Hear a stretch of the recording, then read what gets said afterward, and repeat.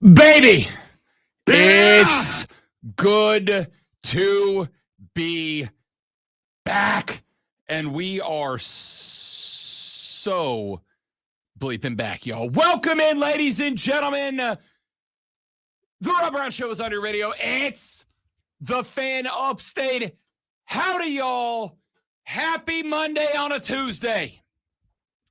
After a spectacular weekend in college football that wrapped up with the debut of one Bill Belichick-led North Carolina Tar Heels last night that did not go well, Bob. Not great, Bob. Pretty embarrassing in front of Michael Jordan. In front of Michael Jordan, Bill. What are we doing? Although Michael Jordan, no longer owner of the Charlotte Hornets, but he was used to those kind of losing things with the Hornets. So maybe, yeah, that's not wrong. We have got a lot to get into. And the theme of today is going to be patience. Because it is, as I have been told a gazillion times in my life, a virtue. Patience is indeed a virtue. You're not going to whistle, are you? No, but that's primarily because I cannot. I'm so grateful for that. I can't even, if I could, you'd hear a lot more Guns N' Roses in your life, Lonzo. But I can't. I wish I could whistle. I can't whistle. So you'll escape. You'll avoid that. What I can do is say to you, the masses, relax. Both Frankie and I say that all the time. Relax, because it was week 1, and there is no preseason in college football. I do have a prediction, though. I do have a prediction. Over the next 2 to 3 years, I think we will start seeing college football jamborees like they do in high school ball. You know, you have high school jamborees where a team or 2 or 3 or 4 will all gather in one place and they'll play like 6 quarters of football, even though that's not what quarters are. They'll gather and they'll play like 6 quarters of football, and team A's ones will play team B's ones, and then team A's ones will play team C's ones, and then team B's ones will play team C's ones, and then we'll do it again with 2s and do it again with 3s. So everybody gets a little preseason experience. Everybody gets to gain a little XP and level up before the regular season gets here. Now that and I think we will talk about this a number of times throughout the show today, now that the talent in college football is a little bit more spread out than it has been in the last couple of years, I think that you will start to see, as has not been the case in years gone by, I think you will start to see some larger schools large enough that their voice actually gets heard. I think you will start to see some of the bigger schools begin to advocate for some type of preseason game, whether it is like a jamboree where maybe 3, maybe 4 conference members all get together in one place and the coaches agree to some sort of script, or whether it is a true preseason game where you bring in the refs and you allow the bands to come out so they get some time and yada, yada, yada. See, I don't know about that. I mean, if they were going to do that, they wouldn't go to playing more conference games and getting rid of some of the gimmies, because the gimmies used to be basically preseason, and they're still happening here and there, but those used to be the first couple games so they could get their feet under them. Yeah, I don't entirely disagree, but other than the risk of an injury, which is always going to be there anytime that any football player does anything, other than the risk of an injury in a preseason, do you think that North Carolina doesn't think they would have benefited from the opportunity? They got 70 new dudes on a roster. I'm going to say factually, it would have behooved the Tar Heels to have an opportunity to throw a roster with 70 new dudes on it out there against some guys that they don't know, to get some XP, to get some time on the field, on the gridiron. I would say those 70 people were already going up against people they didn't know. I mean, technically speaking, you're not wrong. But you've heard coaches forever and always say you cannot simulate playing another team. It doesn't matter how hard you try. We have seen in years gone by with spring games, with preseason scrimmages, we have seen coaches that they've brought out the band and the cheerleaders. They've hired officiating crews from other conferences to come in and call their scrimmages. At the end of the day, you cannot simulate a live game environment with a bunch of dudes that you spent the entire offseason with on the other side of the field and stadium. And again, how much different is the prognostication? You know we're going to be talking about it.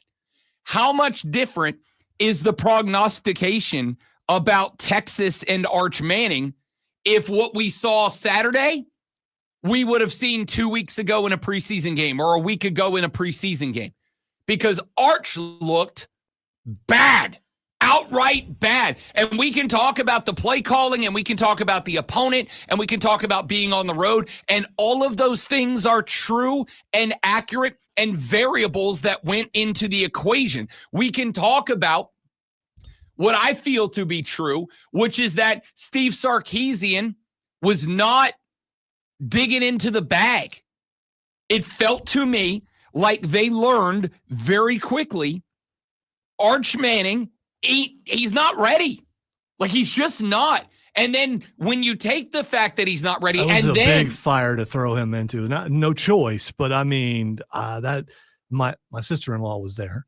I mean, and it was rocking as much as it looked like it was. And imagine that as your first game with all the hype you have on you, with that name, going in and having to perform there. And, you know, it was a lot of pressure. It would be a lot of pressure on anybody. It would be a lot of pressure on Tom effing Brady.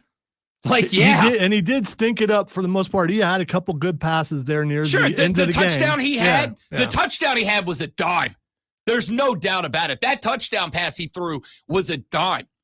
And it was about 10% of the passes he threw were good, were quality of any type. Arch Manning looked awful. And I do want to be very clear. I personally am not going to bust up on Arch Manning, because outside of one bar that he had where he said like 2 weeks ago, you know, everybody's talking about us, and I don't remember the exact quote, but it was something along the lines of, everybody says we're being hunted, but we're going to go put a red laser on everybody's chest. And at the time I was like, damn, okay. All right, dog, I feel you. Let's go get it. But I also got a text on Saturday, because I'm not going to say the only guy, but I have been one of the few guys on some of the big national shows that I have guested on over the past couple of weeks who has been trying to walk people off of the Arch Manning is football Jesus line that they've been leaned on, right? I got, well, I won't name him. Ric Flair certainly has a few times, but there is one SEC acolyte, and you all know exactly who I'm talking about, even if I don't name him, because I don't need to bring more attention to him since that's all he's ever been looking for. But one acolyte who last week was on national shows saying, this guy's different. He is him. He's the guyest guy to ever be the guy. And he was on First Take yesterday, and they played that take for him before he started talking. Good. Because before he is allowed, and anybody else for the record, that was, oh, he's winning the Heisman. He's winning the Natty. Texas undefeated because of this guy, because of Arch. Anybody who's been rolling with that take for weeks or months now should have to own it. You should have to own it. What has your boy been saying for a couple of months now? What tape do you have on Arch Manning that I haven't gotten to see yet? Because I'll keep it a buck with you. One of the cool things about my job is that I have access to a lot of resources for evaluation that most of you don't have. I have access to a lot of resources and information that aren't just out there for you. You've got to have some sort of media entertainment access to it. It's a great perk of the job. And so the take I've had for weeks now has been, I'm not saying Arch Manning ain't the guy. I need to know, all of you proclaiming that he is college football's savior, I need you to tell me what film you have that says that he is. What film do you have that I don't have access to? Because I've got access to most of it. And there is nothing on tape, nada on tape, that I've looked at and said, I am ready to say that's like clear and above. I had tape on Lenora Sellers. I had tape on Cade Klubnik. And oh boy, howdy, do we have to talk about that too. Because, yes, the score line in Clemson LSU says it was a one-score loss. Clemson, you're lucky you didn't lose by 21 plus points. We're going to talk about that because I got a guy I'm blaming, and it's not Cade Klubnik. We'll come to that here in a little while. But what tape, what resource did you have about Arch Manning that had you ready to proclaim that he was the guy? I was on the Infinity Sports Network on Friday night with Sean Levine. The fact that you've been on so many shows, you had to think about which show was that? Yeah, well, I was on legitimately. Let's see. I was on Friday night with Levine. I was on Saturday morning on the Pennsylvania Sports Talk Network with some guys that I met during ACC Media Days that asked me to come on. I was on the final ever bet for the cycle on Saturday noon to 4. I got off that show. I was on I don't even remember. I feel bad about it. I was on a station in Nebraska on Saturday. Yeah, you shouldn't feel I don't know how I got there. I mean, well, it was in Lincoln. It was in Matt Rule territory. I think it made its way around that I'm in on the Huskers. And so that's why they wanted me in. I was on, I don't even remember. I was on like 6 different shows. I was on 2 Sunday. I was on after the South Carolina game again with Sean Levine I think actually I was on in Kansas City with Levine on Sunday night after the Gamecocks game was over. Like, I did a bunch of shows. And I said the same thing to all of them on Friday and Saturday leading up to Texas, Ohio State, on Saturday night and Sunday after it was over, because it is, all of us in the media, we get our email every day that says, here's your talking points for the day. Here's what you're supposed to say. And it is actually mandated by executive order that we discuss Arch Manning for at least 15% of any show or interview that we are on. So during our FCC mandated discussion on every show I was on this weekend about Arch Manning, I had the same take going into the game and the same take after, which is, what tape are you watching? And here's the thing. All of those people, and I'm including that big-time SEC acolyte. By the way, who mentioned that he got caught up in all the hype and listened to what everyone else was saying. And I'm sure now. Yeah, I'm sure. You know what? I will say his name just one time. Paul Feinbaum, you're the guy who sets the damn conversation. Don't you get on the mic and be like, oh, it's all those other people. They led me astray. Shut up, man. You are the guy who sets the conversation. I don't like it. It doesn't matter what I like. You are the acolyte, my guy. You are the flag bearer, the standard bearer for this conference. You are getting paid a bazillion freaking dollars a year to be the voice and the face of the SEC. You're the one who did it, man. Own your bleep, buddy. Take a second of accountability. Just a second of it. This is the same dude, if I recall correctly, and maybe I don't because I'm a big dumb idiot and this was like 1,000 years ago. But when the Harvey Updike thing happened, when Harvey Updike poisoned the trees on Toomer's Corner in Opelika, Alabama, and a lot of us, me, were going, this is what happens when you have an entire radio kingdom that is based on giving the lowest common denominator of fans a level of celebrity. This is what happens when you give the dumbest people out there a platform and make them feel like they are the center of the conversation. Rob Brown is, I mean it, a man of the people. Unless you're one of the dumb ones, and then I'm not. Like, when you've spent that many years giving a platform to allow the dumbest fans out there to feel as if they are the center of the universe, don't be shocked when they do the dumbest possible things, and then it's on you, bud. Like, that's, okay, we'll put that to bed. All right, we'll put that to bed, because otherwise, I said the theme of the day is going to be patience, and instead, we are opening with vengeance and wrath. So we'll walk away from that. Let's all woosah. Let's all find our zen. All right. Let's all take just a minute. Hit your favorite yoga pose. I'm a Warrior 2 guy myself. All right. Take just a moment. Deep breath, and let's center. Find your chi or whatever it is that you need. Here's mine. Paul, you owe an apology to Arch Manning.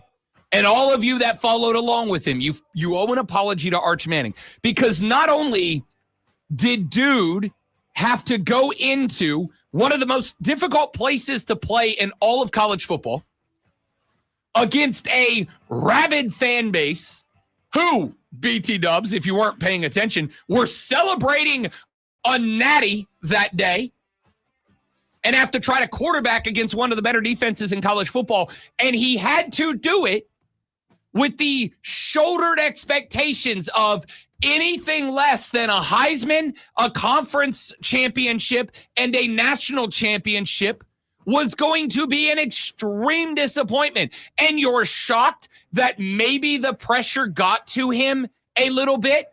Hey, you're stunned by that? Why is he the story? Ohio State upset the number one team in the nation. Why aren't they the story?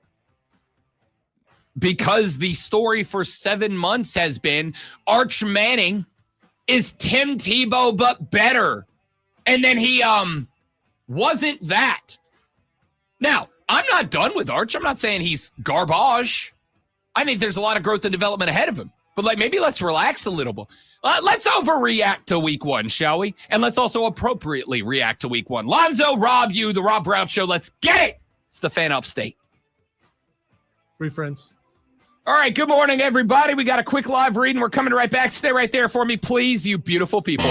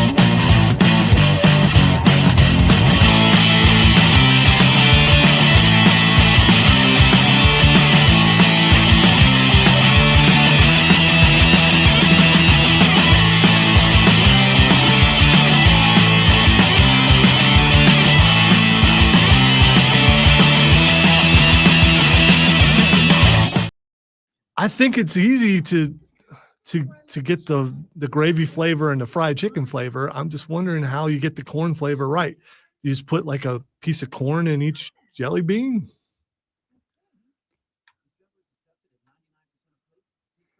Kane, my hair went on the barbershop floor. I told the story to Lonzo this morning. I was in a tough spot in that I just could not get it to look good. And so I went to the barbershop and I told my barber, I was like, I need you to give me something like keep the length, but make it long and contemporary. And he goes, you're in that tough spot where like, there's not much we can do without you growing it out another inch or two, which is 3 to 4 more months. Or I can style it and make it look real good, but we're going to have to take like a 1/2 inch to 3/4 inch off of it, which is going to set you back like 3 or 4 months. And for whatever reason, I don't know if it was frustration, aggravation. I also had a lot going on that day, so I was kind of stressed out. I got dramatically more emotional about the end of Bet for the Cycle than I thought I was going to. Yada, yada, yada. I panicked and I was like, just hack it. Just cut it off right now. He's like, dude, are you sure? And I was like, yes, just do it before I change my mind. And as soon as he took right up the back for the first time, I was like, damn, I wish I wouldn't have said that. But at that point I was pot committed. That being said, I don't hate it. I don't hate it. Well, it's your normal. I mean, yeah, it's just back to what it was before I got married last year and then grew it out for a year without a haircut. So the good news is this time next year, it'll be back. Will it?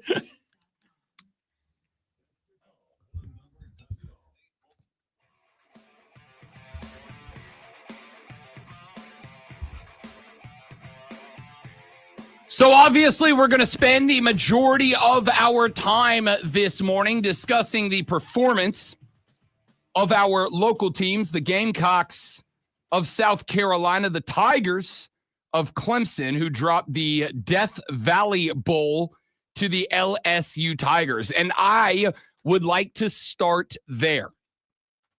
You're not going to do what Heather Dinich did yesterday and everybody else. LSU is the number 1 team in the nation. They're so much better than everybody else. They showed it. I don't understand. Yesterday, I saw the ESPN bias towards the SEC for the first time. For the first time? For the first time, I realized that it's a true thing, how they were snubbing the Big Ten. And yeah, I've got bias there too. But the fact that the number 1 team in the nation went down, but they're making it sound like it was a harder task for LSU to beat Clemson. And that was a more monumental, and that's the reason why LSU should vault everybody and be the number 1 team. Okay, I'll respond. I got a response to all of that. I will start with, out of the Big Ten, I would say in week 0/1, Iowa State looked okay. South Florida looked good, but as I mentioned, Boise State without Ashton Genty is Clark Kent if he didn't have superpowers. No offense. I don't know why you're going to all this. We're just talking about LSU and Ohio State. Okay, I'll tell you what. I'll come back to that. That's very fair. That's very fair. You said because they were sliding the Big Ten, but I will stick with. More specifically, they're sliding Ohio State. The fact that, any other time the number 1 team in the nation goes down, it's not about their quarterback. It's the fact that the number 1 team in the nation lost. And Ohio State was secondary to the fact that Arch Manning looked bad. And then they went on this wonderful parade of people talking about how good LSU is. So then let me respond to those things. I'll start with this one. The primary reason that you will have all of that happen all week this week, stemming back to the games last Thursday, Friday, Saturday, and Sunday. And the reason that you will see most of the college football conversation today be centered on Texas, be centered on LSU Clemson is very simple. The reason is because people go bleeping hard in the paint with their preseason prognostications. And I can attest to this as much as anybody else. When someone makes a prognostication, like a strong prediction, two things happen. Number one, they do not want to until they are just out of options. And this is not just a sports thing. This is a human beings thing. There is this desire that we have to never be wrong. And so when someone says Arch Manning is the GOAT, and then Arch Manning goes out there and Arch Manning wasn't even the best quarterback in that game. When they spend months saying Arch Manning is built different, this guy is him, Heisman, SEC title, natty inbound.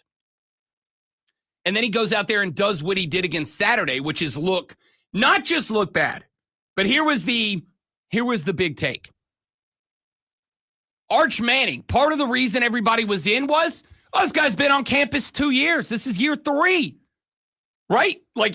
He doesn't have a lot of starting experience, but he's got as much time on any program as anybody not named Nussmeier or Klubnik. So, of course he's ready. Which is why I came back with, where's the film? Where's the film? I met a lot of guys who have been on the radio 2 or 3 years, and you can listen and go, they're not that good at this yet. Where's the film? Where's the tape? Tape don't lie.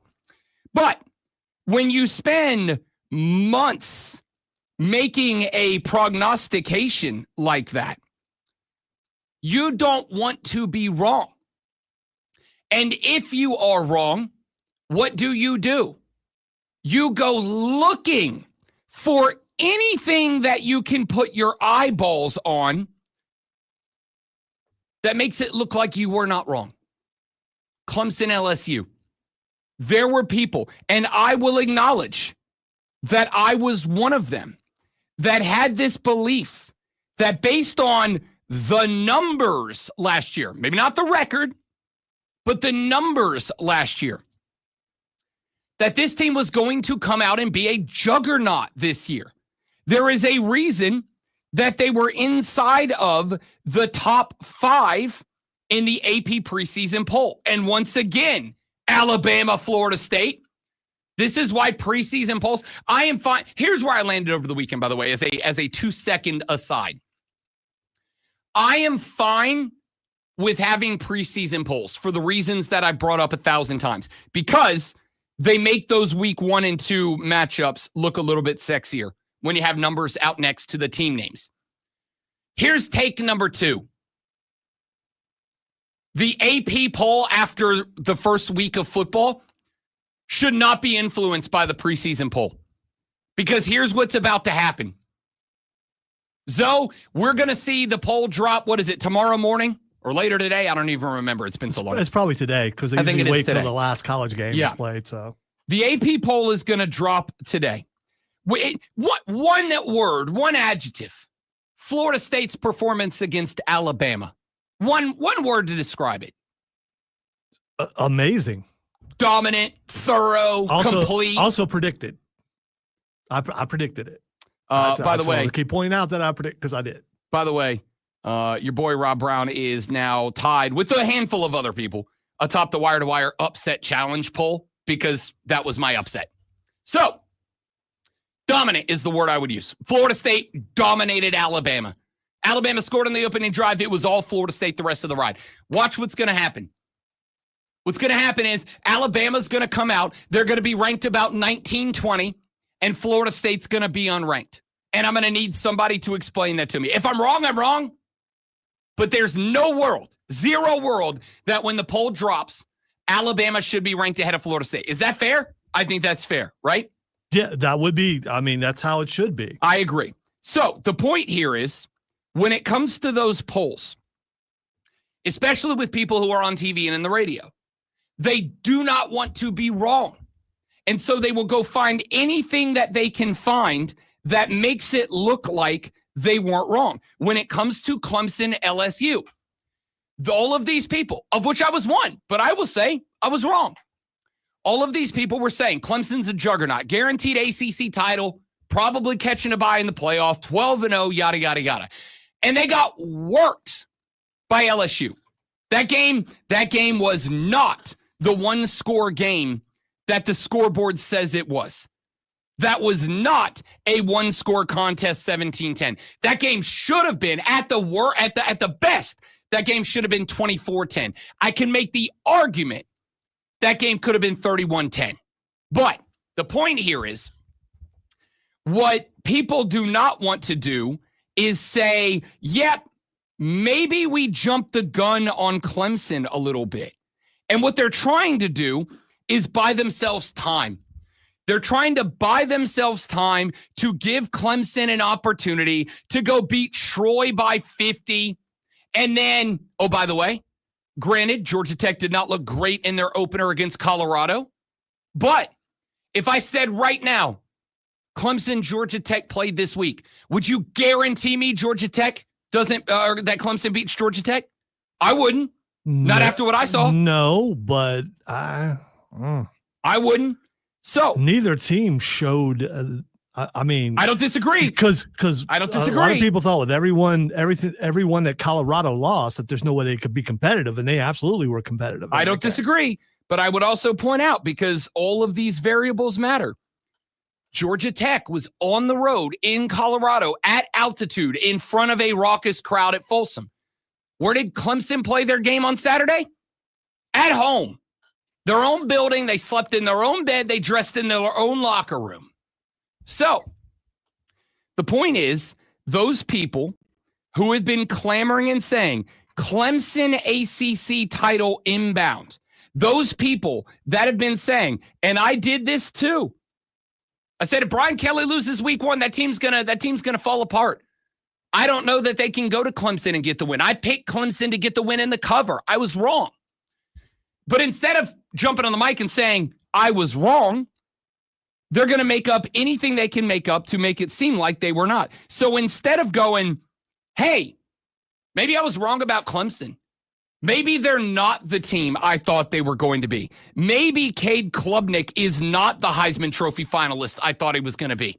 Maybe having Dabble on the sideline isn't a ticket to 12 dubs like I thought it was going to be. Instead, they're going to come out and go, LSU's the greatest team ever. It's like Joey Burrows here all over again. Now, a lot of football left to be played. Much like patience is the name of the game today. Patience with Texas, patience with Clemson, patience with these teams that we are going to talk, LSU, Alabama. Patience with maybe some of them do stink. And maybe we'll find out we were very wrong. But there's a second part to this conversation about why people like Heather Dinich are going, LSU's greatest team ever. Straight to the natty. Just go ahead and give them their bye now. The other reason they do that is because of y'all. It's because of y'all. And here's what I mean. On Saturday night, after I did get the Ohio State-Texas game right, I went Ohio State on the money line. But after I got the LSU-Clemson game wrong, and I had some predictions out there in the social media sphere, and of course across the shows I did, I got a ton of people on social media going, this clown should be fired. Look how wrong he got Clemson LSU. Look how wrong he got Georgia Tech Colorado. Look how wrong he got this and he got that. And it doesn't matter that I got right about Arch. Doesn't matter that I was right about Texas or Ohio State, Texas. Doesn't matter that I was right about Florida State. I didn't say they'd win, but I said I thought a 13.5 spread was way too much. I thought they'd be inside of a touchdown. Doesn't matter. I was right about that. I did not. You know what we don't get in this industry, and I'm gonna make a martyr of myself for just a minute, but it is to make a point. We don't get pats on the back. We don't get, hey, Rob Brown, good take on Ohio State. Hey, Rob Brown, good take on whatever, Florida State. We don't get that. All we get is you're a jackass. You were wrong about whatever. You were wrong about LSU. You were wrong about this. You were wrong about that. I'm not going to get told, hey, great job telling everybody take TCU -3.5 because they're going to roll up on North Carolina. They won by how many? More than 3.5. We don't get all that. All people in the media get is the ones you got wrong deserve to get you fired. And so a lot of people are going to make up reasons why, yeah, I was wrong, but I wasn't actually wrong, right? Yeah, I was wrong about Clemson, but I wasn't actually wrong. What actually happened was it's a lot of actuallying. Maybe that's what we call today. Ladies and gentlemen, welcome to Actually Monday on the Rob Brown Show, where we will take everything that happened over week 1. We will evaluate that, and we will say, actually, and nail down what actually happened. So we're going to talk Clemson LSU when we come back, because I saw a lot of people beating up on old Cade Klubnik, and I'm going to keep it a buck. It was not Cade Klubnik's fault. There actually is one guy in that program whose fault it is that you got hammered at the crib. And I'll tell you who that is when we come back on the Rob Brown Show on the Fan Upstate.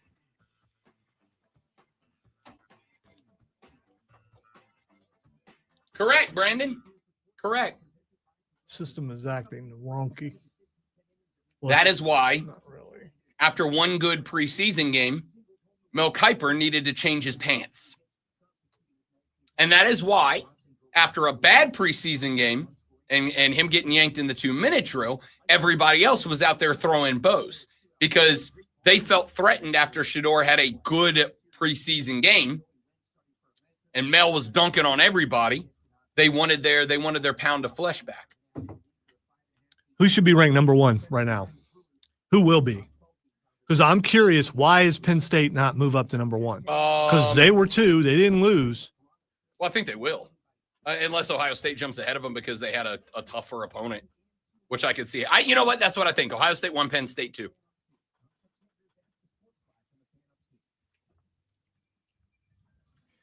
Later on, I will do our LSU jumping in at 3. I think LSU jumps to 3. I think here my biggest question, and this will be the argument about how we discuss polls.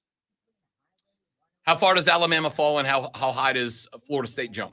Because if we live in a world where Alabama's ranked ahead of Florida State, I have zero reason to follow the AP poll the rest of the year. See, part of the problem with that, though, is Florida State wasn't ranked. So correct. Can you immediately rank them in the top 10? I think you can in this poll. You should be able to.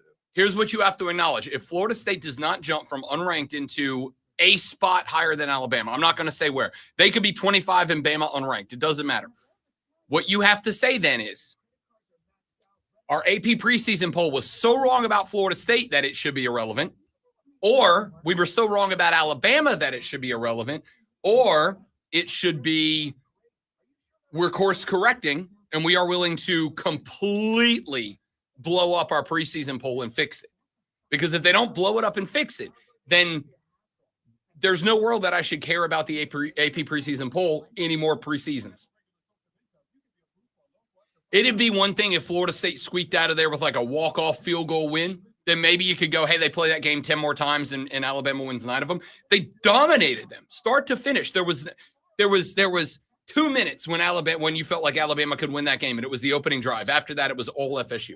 Yeah, Florida State came out and did not let up. No. Some other teams came out hot and then let up, and they did not.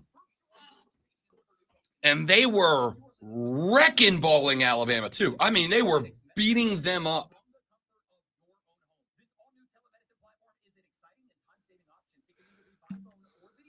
We're doing whole recaps on SportsCenter now, huh? I told you that last week. I know. It's the first one I saw.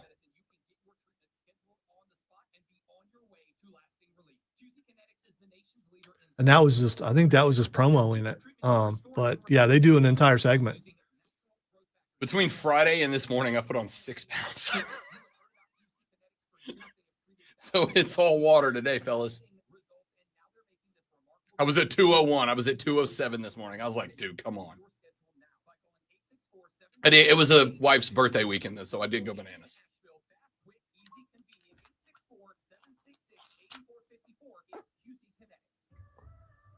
day on the water with friends, but my moderate to severe plaque psoriasis sometimes holds me back. Now I'm all in with clearer skin thanks to Skyrizi. Risankizumab Riza, a prescription-only 150 milligram injection for adults who are candidates for systemic or phototherapy. Teaching music is my passion, but my active psoriatic arthritis can limit me at times. Now I'm treating my joint symptoms. Bama Bush is taking up collections now for the buyout.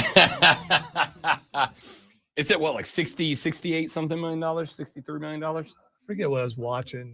It's a big number. May have been something on ESPN where they said that, then they come up with a buyout and also buy out Saban from ESPN so he can go back. Go out 30 seconds to grab my water. Yes. There's nothing like better movement, and that means everything. Ask your doctor about Skyrizi. Visit Skyrizi.com or call 1-866-SKY-RIZI to learn more. Today, we're constantly taking photos and videos to remember our favorite moments. But what about those captured before the smartphone? What about the memories tucked away on aging VHS tapes, film reels, or in fading photos? These cherished memories are fading away with time, vulnerable to threats like heat, moisture, and... There's a sign. Wish it was Dez's last show instead. And yes, it is. It is an Ohio State fan. Nice. Of course. And with pictures of Desmond with X's through them.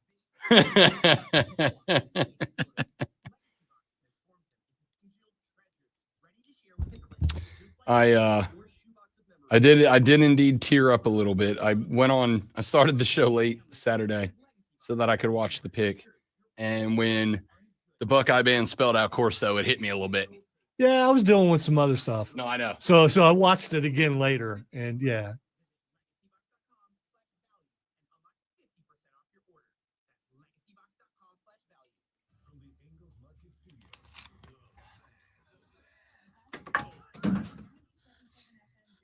Needed to win, boys. Needed to win.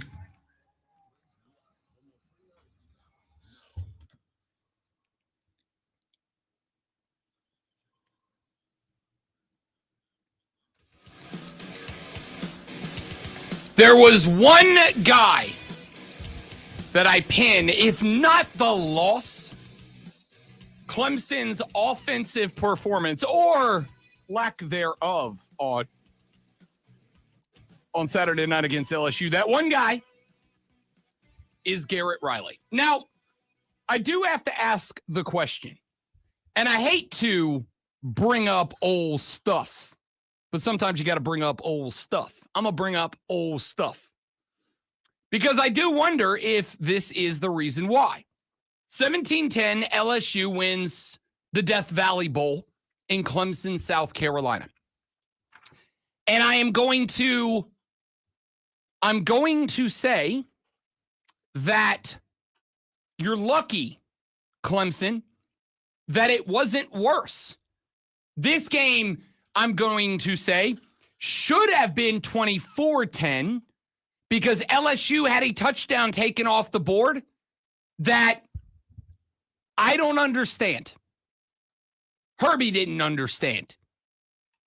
They had a touchdown taken off the board on that falling catch in the corner of the end zone that after they went to commercial break, I went back and watched it 2 or 3 or 4 more times on replay, and it was a touchdown to me. It was absolutely a touchdown. I thought so. The wife at one point, she's a Gamecock. I'll keep it a buck. Like, she does not like Clemson. She was watching that game, and she's like, can you explain to me why that's not a touchdown? And I was like, no, ma'am, I cannot. I can't do it. I'll explain to you what I think is their rationale, but I don't know what it is. So this game could have been worse. And on top of that, now this obviously isn't a gimme, but if LSU doesn't fumble inside of inside the 10 going in, there's another touchdown. This could have been a 3-score loss. You are lucky it was only 17-10. So then we look at the numbers. We'll start with the number that I thought was the biggest one and the most important one. 20 carries, 31 yards on the ground. What was my big question for Clemson? I ran a promo on Saturday for, hey, come back on Tuesday. We're going to break down, and here's the things we're looking for with South Carolina and Clemson. And the one thing I specifically mentioned in our make sure you're listening Tuesday morning when we break down the game take was, can Clemson establish a run this year? Because that's remember my big 3 question series I did leading into the season. One of those big 3 questions was, could Clemson establish the run? The answer was no. 20 carries, 31 yards, less than 2 yards per carry behind Adam Randall.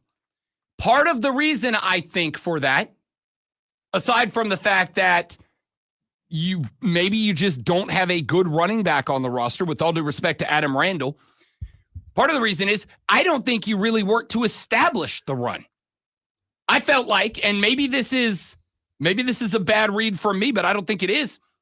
I think you came into that game with every intention of, we're going to let Cade Klubnik go throw it for 1,000 yards.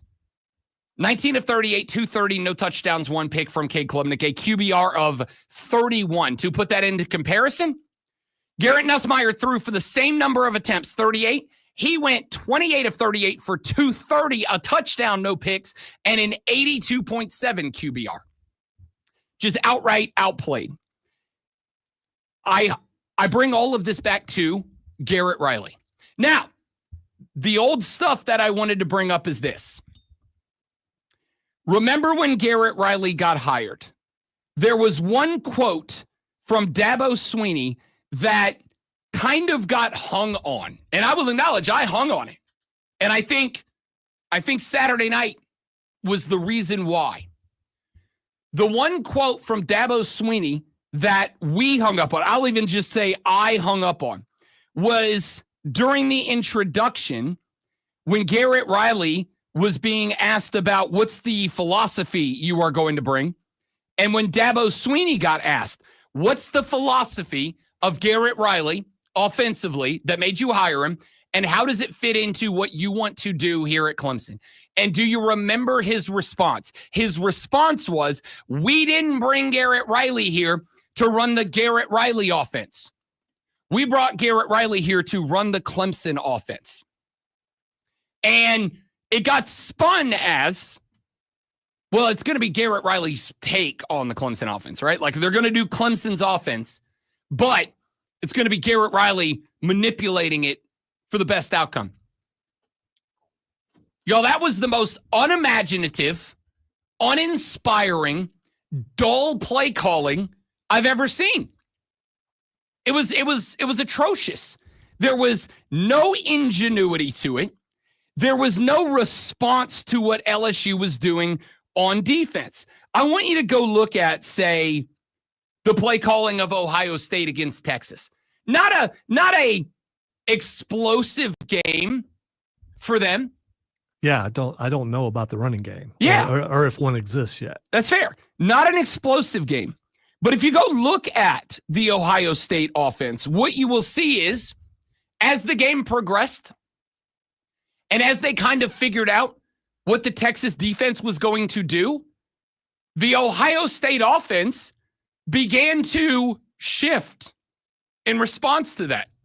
They started to see and figure out where Texas was bringing pressure, where they won't, what parts of the field Texas was giving up and which they weren't. And the Ohio State offense started to adapt to that. What adaptations did we see out of Clemson's offense? None. You know, we've had this phrase that we've been running with on this show for a while now. And the question has been predominantly what? This year is a referendum on whether or not the Dabo Swinney philosophy still works in college football. And I am going to tell you, and maybe I'm going to eat these words as the year progresses. Clemson fans, you're going to take this as an attack. It is not meant to be. I have zero reason to try to drive you away from me or the show. It's actually bad for me. But this is the thought I had, and I'm going to share it with you. If this was Garrett Riley running the Clemson offense, then I think we're at a point where I am comfortable saying that stubborn, unchanging attitude of Dabo Swinney's, which many of you find endearing, and I get it. I understand it. But that stubbornness, that unwillingness to change led to this loss. Because the play calling, what was the Clemson offense? The exact same offense that earned you some L's last year. It was uninspiring, unimaginative. It did not adapt. It did not evolve as the game went on. LSU showed you what they wanted to do, and you just kept doing what you wanted to do, even though it wasn't working. They showed you what they were planning on doing defensively, and you did not change a damn thing in response to it. This was an illustration to me of Garrett Riley's not here to call the Garrett Riley offense, is here to call the Clemson offense. And y'all tried it, and LSU kept punching you in the mouth, and you did not have a response. So I can put it on Garrett Riley as a play caller, but I'm going to put it on Dabo Swinney. That stubbornness you have all found endearing was the reason you had an unimaginative, boring, non-adapting offensive play scheme that got you beat at the crib to start the year. Can it be fixed? That's up to Dabo. Ladies and gentlemen, coming up in the next hour, Water Cooler Cheat Sheet. We'll break down South Carolina, Virginia Tech. We'll get into all the other results of Week 1. We'll also start looking ahead to NFL Week 1. All of that and more after this championship caliber sports flash. That's what we do here. Bill Belichick's debut with North Carolina was less than stellar as the Tar Heels fell to TCU 48-14. Gio Lopez, the transfer quarterback for the Tar Heels, left the game with a leg injury after going 4 of 10 for 69 yards and a pick, giving way to Max Johnson. TCU recorded 284 passing yards and 2 touchdowns from quarterback Josh Hoover, who also ran for 258 and 2 more scores. That's pretty good. The Atlanta Braves lost to the Cubs yesterday, 7-6. Spencer Strider got the start, going 5 innings and giving up 5 hits and 3 runs with just 1 strikeout. Braves pitchers gave up 11 hits on the day. Atlanta recorded 10 hits and were 5 of 12 with runners in scoring position. Florida State has become the first ACC school fined under the conference's new field storming policy after fans took to the grass following their 31-17 win over number 6 Alabama.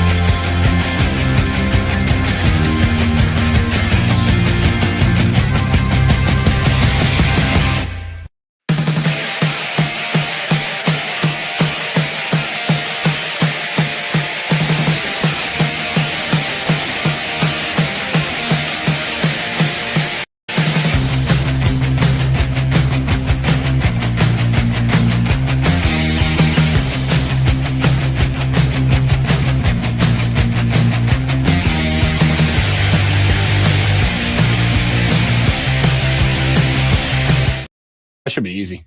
Should be.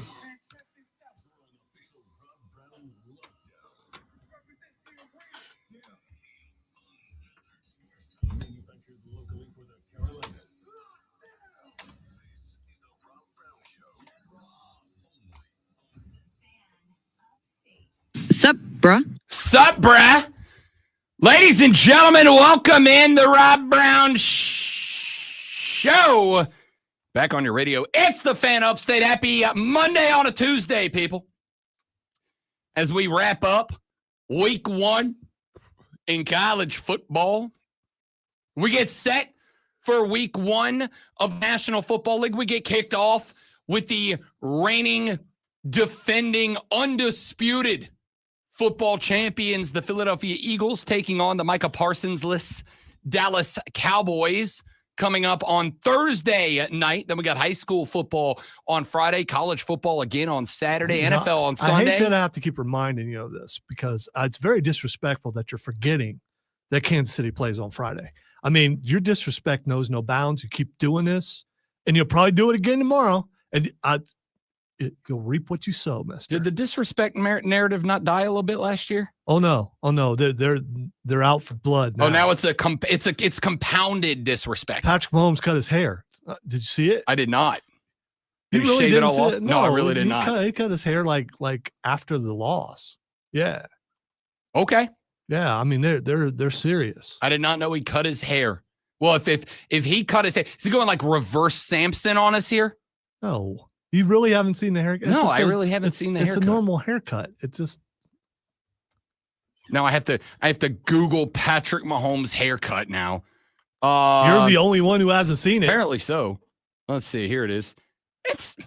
He just cut the curls down a little bit. Well, he cut them down more. He got a fade. He cut the curls down a little bit. That's not a life shift haircut.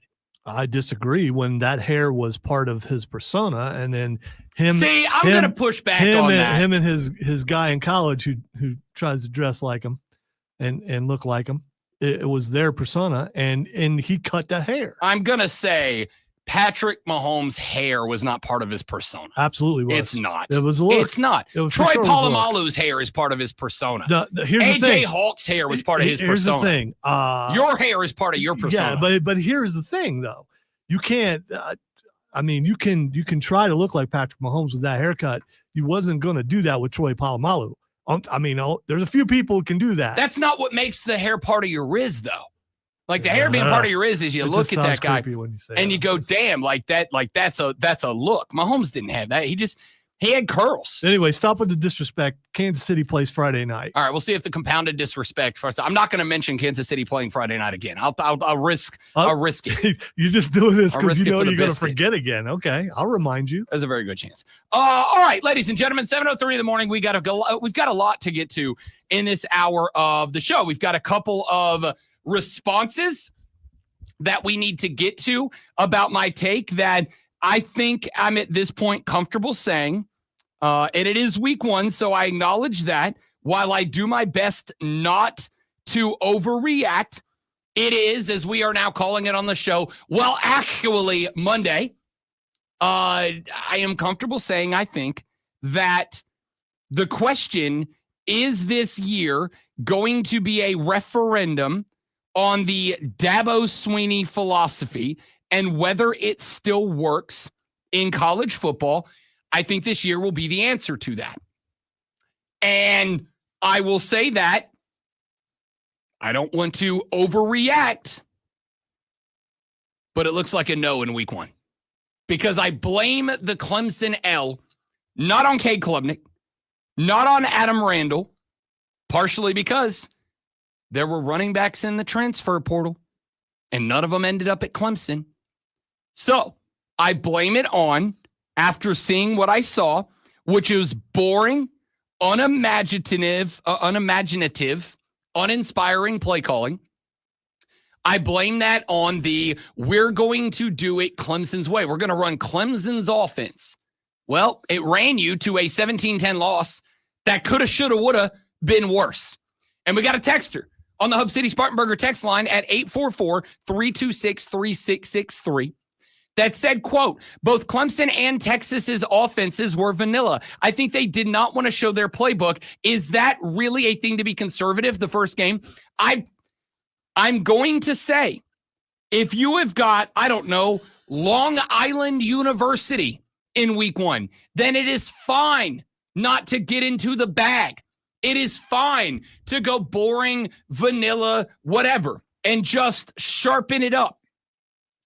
But if you are up against a top 10 team with an opportunity not to have a resume builder, but maybe if you are Clemson specifically, to have the resume builder, that win against LSU, unless South Carolina runs wild, brother, between here and the end of the year, that LSU game was the resume builder that you had, that you right now going into week 1, the number 1 game you knew this is our resume builder, our building block. If we see moving forward into the ACC season, 2 weeks from now in Atlanta taking on Tech, if we see a new look, reimagined, imaginative Clemson offense, then I'm going to go, what the hell were you doing in week 1? Why were you not doing this when you were down 7 at the crib against the top 10 team with a chance to put an exclamation point at the beginning of the sentence and not the end? We'll see. Maybe they're doing the best they can with who they have under center. I mean, again, you a couple of weeks ago, great one, were even saying, oh yeah, he's improved for sure. But this year he had to take another step, and we've only seen one game. We have only seen one game. Again, I may in 3 weeks just be going, hey, you lost to a good LSU team. If LSU comes out, they go 6-0, they're putting up 42 a game, right? But here's the thing. Last year, Clemson, even against the ranked teams, LSU, last year, LSU, even against the ranked teams, LSU was putting 38-point-plus games up routinely. They lost 3 games in a row last year. It was Florida, A&M, and Texas? I don't remember who the other one was. Whoever it was.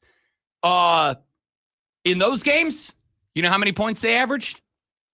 18. Fewer points than they scored and beat you on Saturday night. That's that in and of itself. And again, maybe LSU's different this year. Maybe it's different. But they scored fewer points than they scored in a part of the season last year that put Brian Kelly either on the hot seat or in the same room as it. All right, we're going to address that a little bit further on because we've gotten, let's see, Jay Butane has texted the show. A couple of other texts have come in. I'm going to respond to those here in just a few moments. But we have to do this.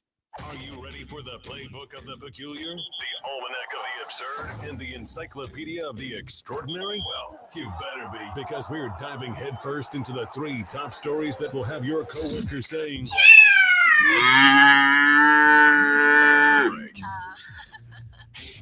Here we go. Welcome to the water cooler cheat sheet on the Fan Upstate.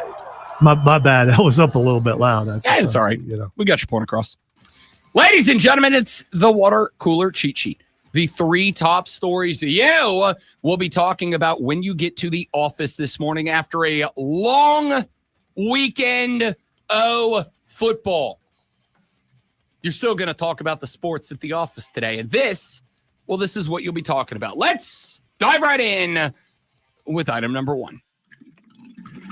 I'll run over this one quickly because I know it's the one that most of you are going to care about the least. However, it's still a big thing that is happening. The U.S. Open taking place up in Flushing Meadows, New York / New Jersey right now. A couple of developments from yesterday. Number 1, I don't care if you're not excited about it. I am. Venus Williams is back. She is playing in the women's doubles.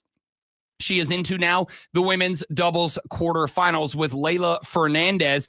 She did make a plea for her sister Serena to show up and get involved, but she is playing alongside Leylah Fernandez right now. They knocked off the 12th seeded duo of Ekaterina Alexandrova and Zhang Shui 6-3, 6-4 in their 3rd round match Monday in front of a capacity crowd at Louis Armstrong Stadium.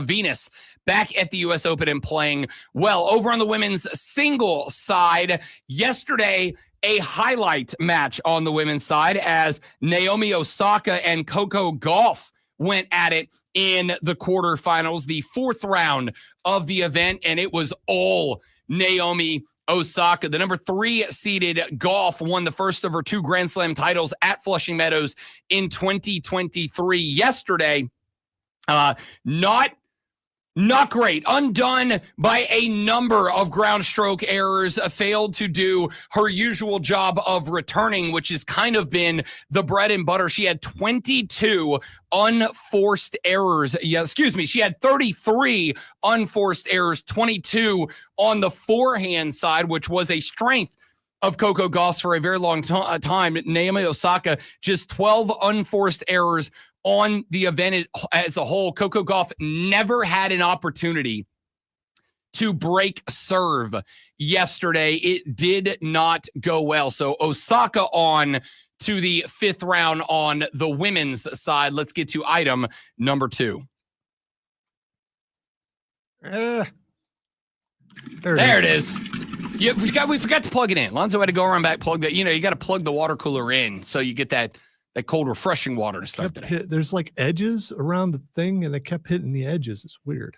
It is week number 1 in the National Football League. We start off on Thursday, and there's no other games until Sunday. But there is. The Chiefs and the Chargers play on Friday night. Now, let's get a flurry of news stories that have busted out the last couple of days. To Green Bay, Wisconsin, we go. Brand new Packer Micah Parsons has been dealing with an L4, L5 facet joint sprain in his back. He has been questionable for week 1. However, ESPN's Adam Schefter reported late yesterday that Parsons may receive a pain-killing injection to be available for the Packers' Week 1 contest. It is a conference divisional matchup. The Cowboys had prescribed him a 5-day course of prednisone. I think I nailed that. It is prednisone. Perfect. I had to take it before, so yeah. An anti-inflammatory corticosteroid to help him recover from back tightness. They also had him on physical therapy. Parsons did practice with the Packers yesterday for the first time, and according to several players at practice, he was a limited participant. He is hoping to ramp up between here and Sunday's regular season opener against the Lions at Lambeau Field. Schefter said it is not certain that he will play, but that if he does, it may be with a pain-killing injection. Juwan Jennings has practiced with the San Francisco 49ers. It is the first time in well over a month, 36 days ago, the last time that Juwan Jennings participated in practice before yesterday. The Niners held their bonus practice in the morning as they begin preparations for Sunday's season opener against the Seattle Seahawks, when they did about as healthy as they have been all season long, as they did not just get back Juwan Jennings, but Dominic Pony, their starting guard, defensive tackle Kalia Davis, wide receiver Russell Gage Jr., and defensive end Yetur Gross-Matos, former Carolina Panther, all practiced for the first time as well since departing from the team's 4th practice of training camp back on July 27th with a calf injury. Jennings has rarely been seen at all around the team, has also taken place in 0 padded practices. Jennings is not only dealing with a calf injury, but is also seeking a big fat paycheck in a long-term extension. John Lynch said that Jennings requested a trade a while ago, but made it clear the team had no interest in dealing the receiver and did expect him back on the field.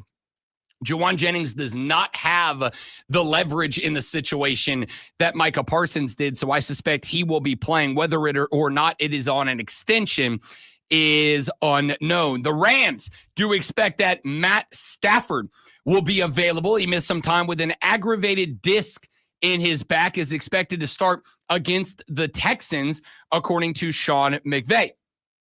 Stafford missed nearly the first month of training camp dealing with the injury, but since he returned on August 18th, despite still receiving treatment, has been a full participant in practice and is expected to play. And for Carolina, we will talk about this more in depth later on. Hunter Renfrow is indeed a member of the opening day roster. Now, Hunter Renfrow re-signed after the team moved Jalen Coker over to injured reserve. Back on Thursday, Coker popped something in a quad on Thursday. It opened up a roster spot. He is expected, Jalen Coker is to miss 4 to 6 weeks with the quad injury. They had a spot to fill. They called Adam Thielen. Thielen gave a hilarious quote where apparently Dan Morgan and his agent were calling his phone. Not Thielen. Not Thielen. Hunter Renfrow. Adam Thielen's a different guy who is now a Minnesota Viking.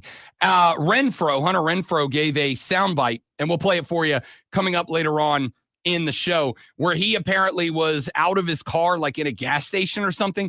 And apparently his agent and Dan Morgan both were calling his phone over and over and over to say, hey, dude, do you want to re-sign with Carolina? And he said, my daughter rejected like 10 calls from them because she was busy watching Bluey in the car. But ultimately, he did pick up. He is back with the football team. Let's very quickly run through item number 3. The Bill Belichick debut at North Carolina last night left quite a bit to be desired. The Horned Frogs of TCU walk all over the Heels last night. 48-14 is your final in front of a litany of UNC celebrities. UNC got trounced. Gio Lopez, their transfer starting quarterback, 4 of 10, 69 nice yards and a pick before he was forced to leave the game with a lower body injury that apparently was relatively serious. It was reported that after he made his way through the tunnel and to the locker room, he could be heard screaming in either pain or frustration. Max Johnson, the former Texas A&M Aggie turned LSU Tiger, now turned UNC Tar Heel, who was a starter last year, but then had that awful broken leg. If you recall, they thought for a while that Max Johnson was going to have his leg amputated because of how bad the injury was. He got back on the field last night, 9 of 11, 103 yards, and an irrelevant touchdown in the game last night. North Carolina completed, if I recall correctly, 3 passes on their opening. They look great on the opening drive. I mean, great on the opening drive. You're like, maybe Hoodie is a dude. And then they did not complete another pass until like well into the third quarter. The two quarterbacks combined would finish 13 of 21 for 172, a touch and a pick, 28 rushing attempts for 50 yards. Over on the Horny Toad side, 284 passing yards and 2 touchdowns, 1 pick for Josh Hoover on 27 of 36. On the ground, Kavorian Barnes might be a name to keep an eye on. 11 totes, 113 yards, including a 75-yard touchdown run. The Horned Frogs put up 258 rushing yards and a pair of rushing tutties last night. A lot of work left to be done for the Tar Heels. It does step back a little bit. They will be on the road against the Charlotte 49ers this weekend, then back home for the Richmond Spiders before they go on the road at UCF and then have the Clemson Tigers coming to Chapel Hill in a couple of weeks. When we come back, let's talk. We talked about Clemson losing to LSU. Let's talk about South Carolina's win over the Virginia Tech Hokies.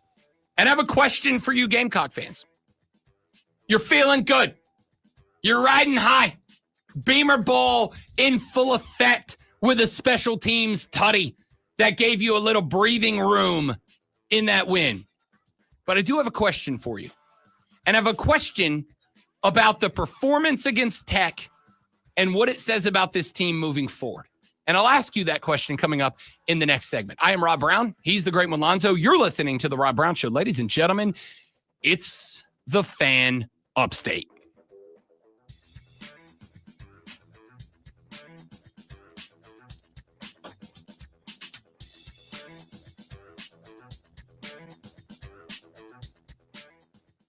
Oh, baby.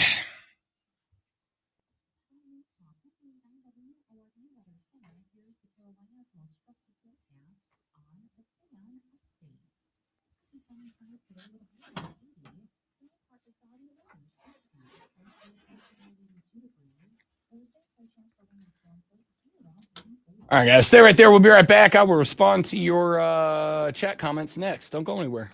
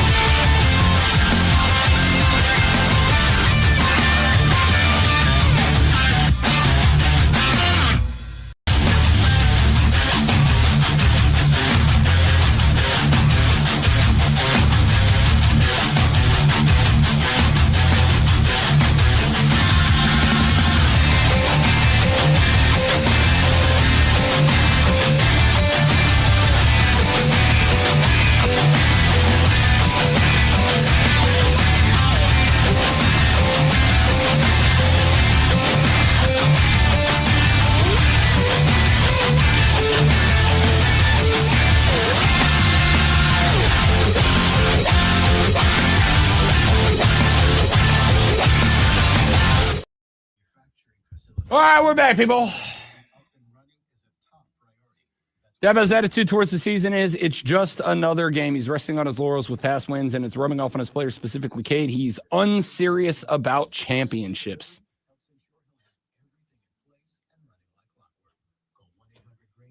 You know what, Kane? I actually really like this take. Even when he was pressed about losing to SEC teams, his response was, look at our record. Do those not count? No, Dabo, they do not count this year. That is a phenomenal way to phrase that. Phenomenal way to phrase that. I'm going to read that. I like that take.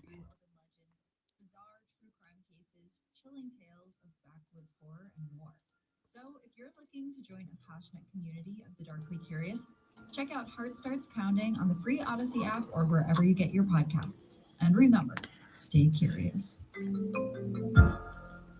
The fan of Up 6. Here's how to get in the game. On your radio at 97.7 FM, 1330 AM, Greenville. 97.1 FM, 950 AM, Spartanburg. Listen on your phone, download the Odyssey app, and search The Fan Upstate. There's a whole lot more to know about sound if you really want to go into the subject. Your smart speaker. I do not disagree with that at all, Jacob. Here's the thing.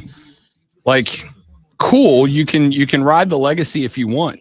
But at the end of the day, like, no fans are like, oh, great, we're not playing in serious games this year. But hey, we beat LSU back in 2014, right? Like, cool.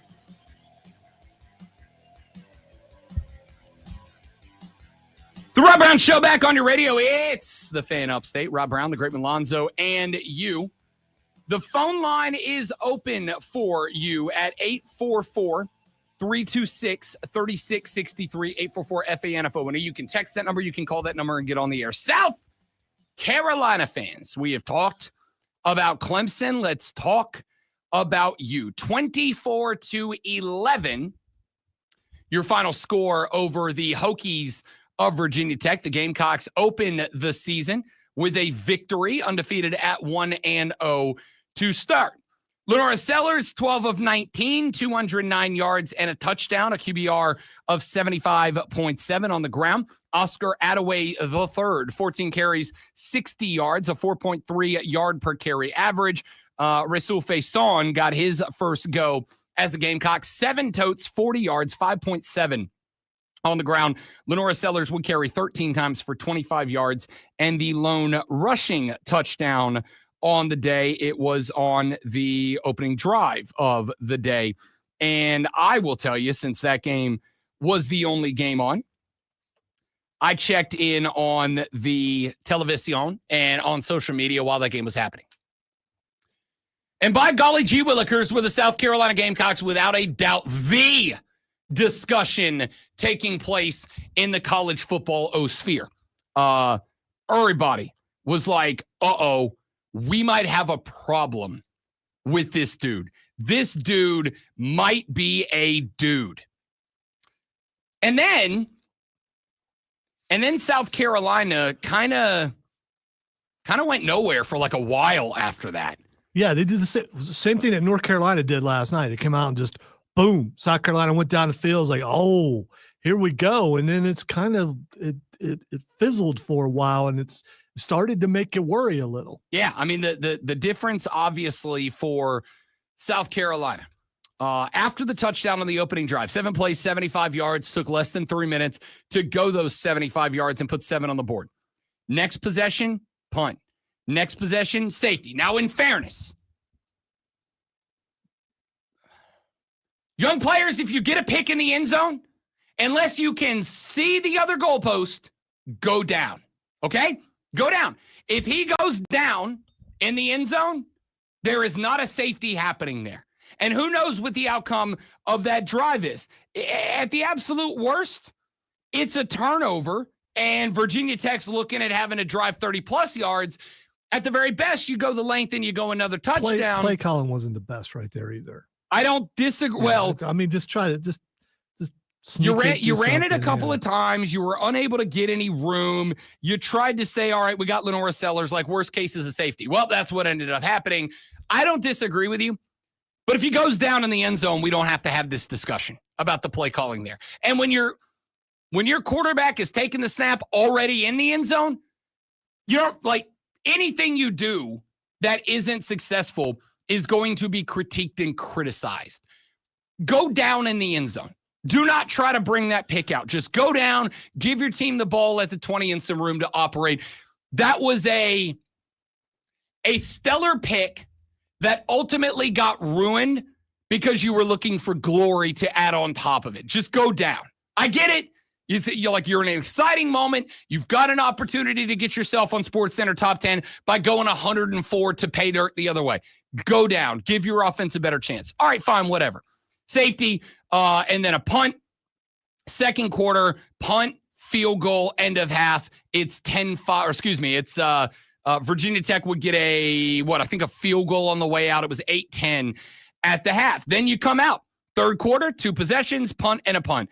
Come out in the fourth quarter, you force a punt and a field goal, You end up with the touchdown, and then you end up having to you get the special teams touchdown as well, the punt return for a touchdown, which by the way was electric, like beamer ball in. Also, what a move for Shane to go no, kick it again, because that was because of penalty. They had to kick it a second time, and that's the one that they ran back. Yeah, that's exactly right. So, I mean, that's beamer ball, right? You give me the opportunity to return a kick, I'm going to try to return the kick. That's where we're going to win. The point here was you opened with an electric drive. 7 plays, 75 yards, less than 3 minutes. You put 7 on the board. Everybody's buzzing about you. And then it just kind of went flat, right? It just kind of went flat. And what I do not want to see is for that to be a microcosm, a mini illustration of your season at large. Because we've already said, I think you got to go 5-0 out of the gate. 1 of 5 down. 20% of the way through the first 5, you need to be perfect through. But I've also said what you can't do is allow the electricity and the energy that is there about your football program. And it is there. I was checking out on last night and early this morning, our buddy Denton Day, who joins us every Wednesday to talk college football, was on College Football Overtime. And he has become an advocate for the South Carolina Gamecocks. He's all in on you. Ryan Horvat is all in on South Carolina. Like, you've got attention being paid to your football program. And I do not care if it is exclusively because of Lenora Sellers. It does not matter why they are watching or what they are saying when they watch, just that they are. But you got to go perfect. You can't do the same thing your offense did in this game. Come out of the gate, get the dub, be electric, and then just go flat for a couple of weeks. I don't care if you go 5-0. You need to be earning resume builder points right now. So see, some of that I thought was play calling. One of the things that they were able to do is they were quicker on the edge. I don't know why they kept trying to go up the middle when I think they should have hit the edge a little bit more. Also, I know Lenoris wants to throw the ball. There were some times when I think he really should have run the ball and would have gotten a lot more yards. I don't disagree. There were a couple spots where I'm screaming at the TV like, tuck and run, dude. Tuck and run. You got room. Here's what I think is maybe a part of that. And I could be totally wrong about this, but just observational looking at what I saw last night. Or excuse me, Sunday night, Sunday afternoon. You get it. During that game, shut up. I think that, and I could be wrong, there is a mindset of Lenora Sellers. And that mindset is, if the run's not going to be a big run, I'd rather stay back and give my receivers a chance to get open. Would rather use the legs to extend plays and let the receivers get open to see if he can pop. Like, he had that big touchdown pass to Nick Harbor, 64 yards, whatever it was. I think he would rather. There were also a couple of drops, too. There were a couple of drops. In fact, I put out a tweet early in the game that was kind of doomy and gloomy, where I said, Nick Harbor still can't catch. Because he had one that, coming across the middle, hit him dead on in the hands. He's picking up 12, 14 more minimum, and he just dropped it. And I'm like, he still can't catch. That's a problem. But he fought back. He had a couple more snags in that game down the stretch that made up for it. Again, he had that big touchdown. Nick Harbor would end with 99 receiving yards and the 64-yard touchdown. Here's the problem. Outside of the 64 yards, he only had 2 other catches. Not a ton of targets either, because Lenoris was spreading the ball around. Brady Hunt had 4 grabs in this game. Attaway had 2 out of the backfield. Murph Brown and Smith all had 1 as well. So spread it around. But also spread it around with, what do you have, 19 passing attempts, right? Which is fine. You're a run game. You're a run team. We know that. I am not expecting South Carolina to end games with 38 passing attempts like LSU and Clemson had. I expect you to end with like 20 to 25.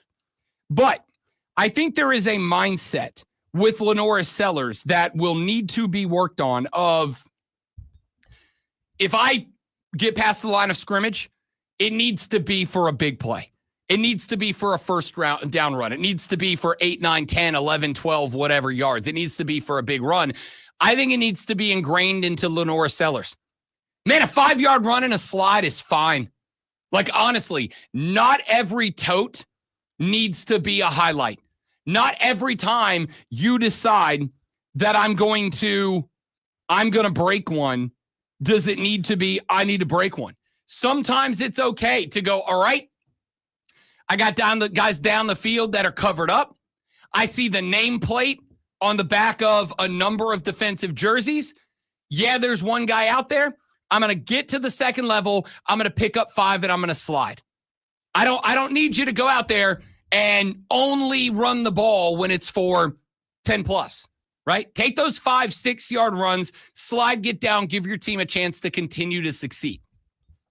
And I felt like there were a few spots. Second spot is that offensive line was not good. Lenoris got wrecked like a few times. And so the question that I have for you Gamecock fans is, when you watch that game, good win, glad to have it. 24-11 your final. And it was brought up by Tim on the chat, they did have one taken off the board as well. That coulda, shoulda, woulda made it a breakout game, made it a 32-11 plus game. Here's my question. With that offensive line, with the running mindset of Lenoris Sellers, is that team good enough? Are you comfortable saying that team's good enough to go win at Mizzou? Are you comfortable saying that that team is good enough for certain to outduel Diego Pavia and Vanderbilt? Is that team good enough to beat Kentucky? You can roll your eyes, Lonzo. They beat Alabama last year. They beat Texas A&M last year. This is not a joke of a Vanderbilt team. And it's the same quarterback and the same head coach coming back. That's not it. Like, it's not the joke it was 2-3 years ago. But if the answer is yes to that, was that performance good enough to go down to LSU and win? No, it was not. Was that performance good enough to take on John Mateer, who looked like a dog for Oklahoma this weekend? Granted, against the cupcake, but was it good enough to beat Mateer? I don't know. Was it good enough to beat Texas A&M at the Colt compound? I don't know. Was it good enough to beat Clemson with the defensive line they have with that offensive line? I don't know. I don't know is the answer. Good win for South Carolina. Not good enough that I'm willing to say that was a 10-2 team. I still think I'm looking at a 9-3 football team. All right, we'll talk more about both of those games, what we took away, what we saw, what we liked, what we didn't. When we come back, the Rob Brown Show's on your radio. It's the Fan Upstate.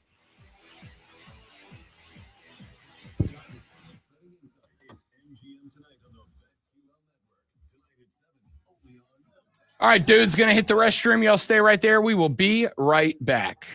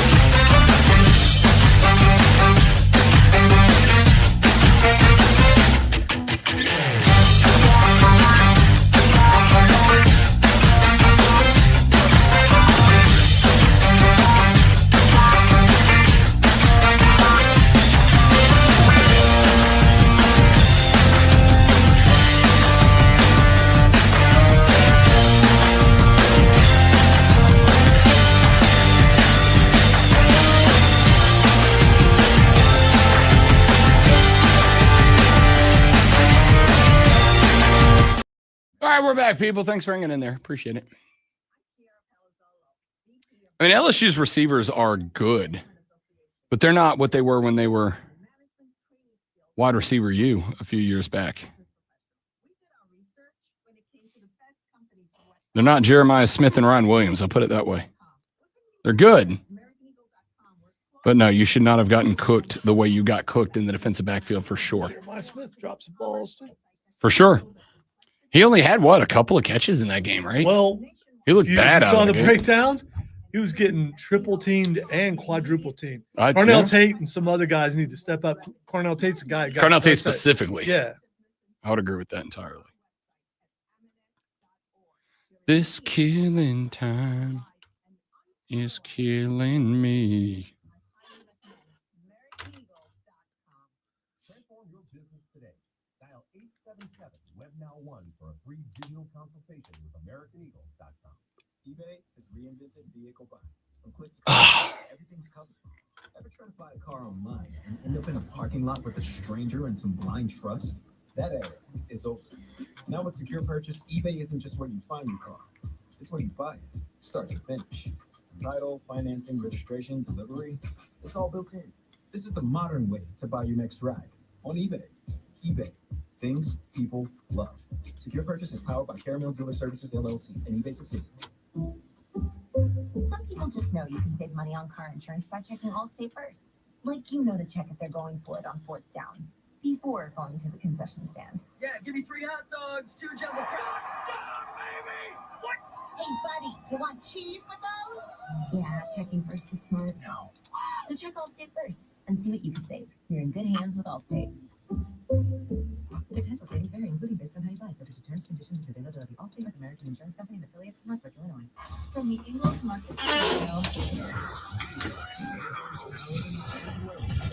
Punch your ticket to the best local store.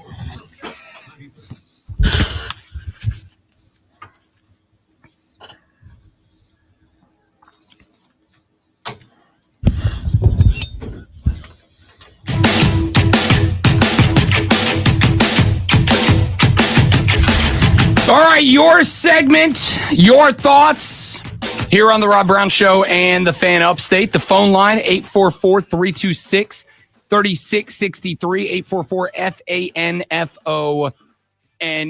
I want to know what you thought about Clemson's loss to LSU, South Carolina's win over Virginia Tech, or any of the other games that took place this weekend. What did you take away from them? What was your response and reaction? We've had a few texts on the Hub City Spartanburger text line thus far.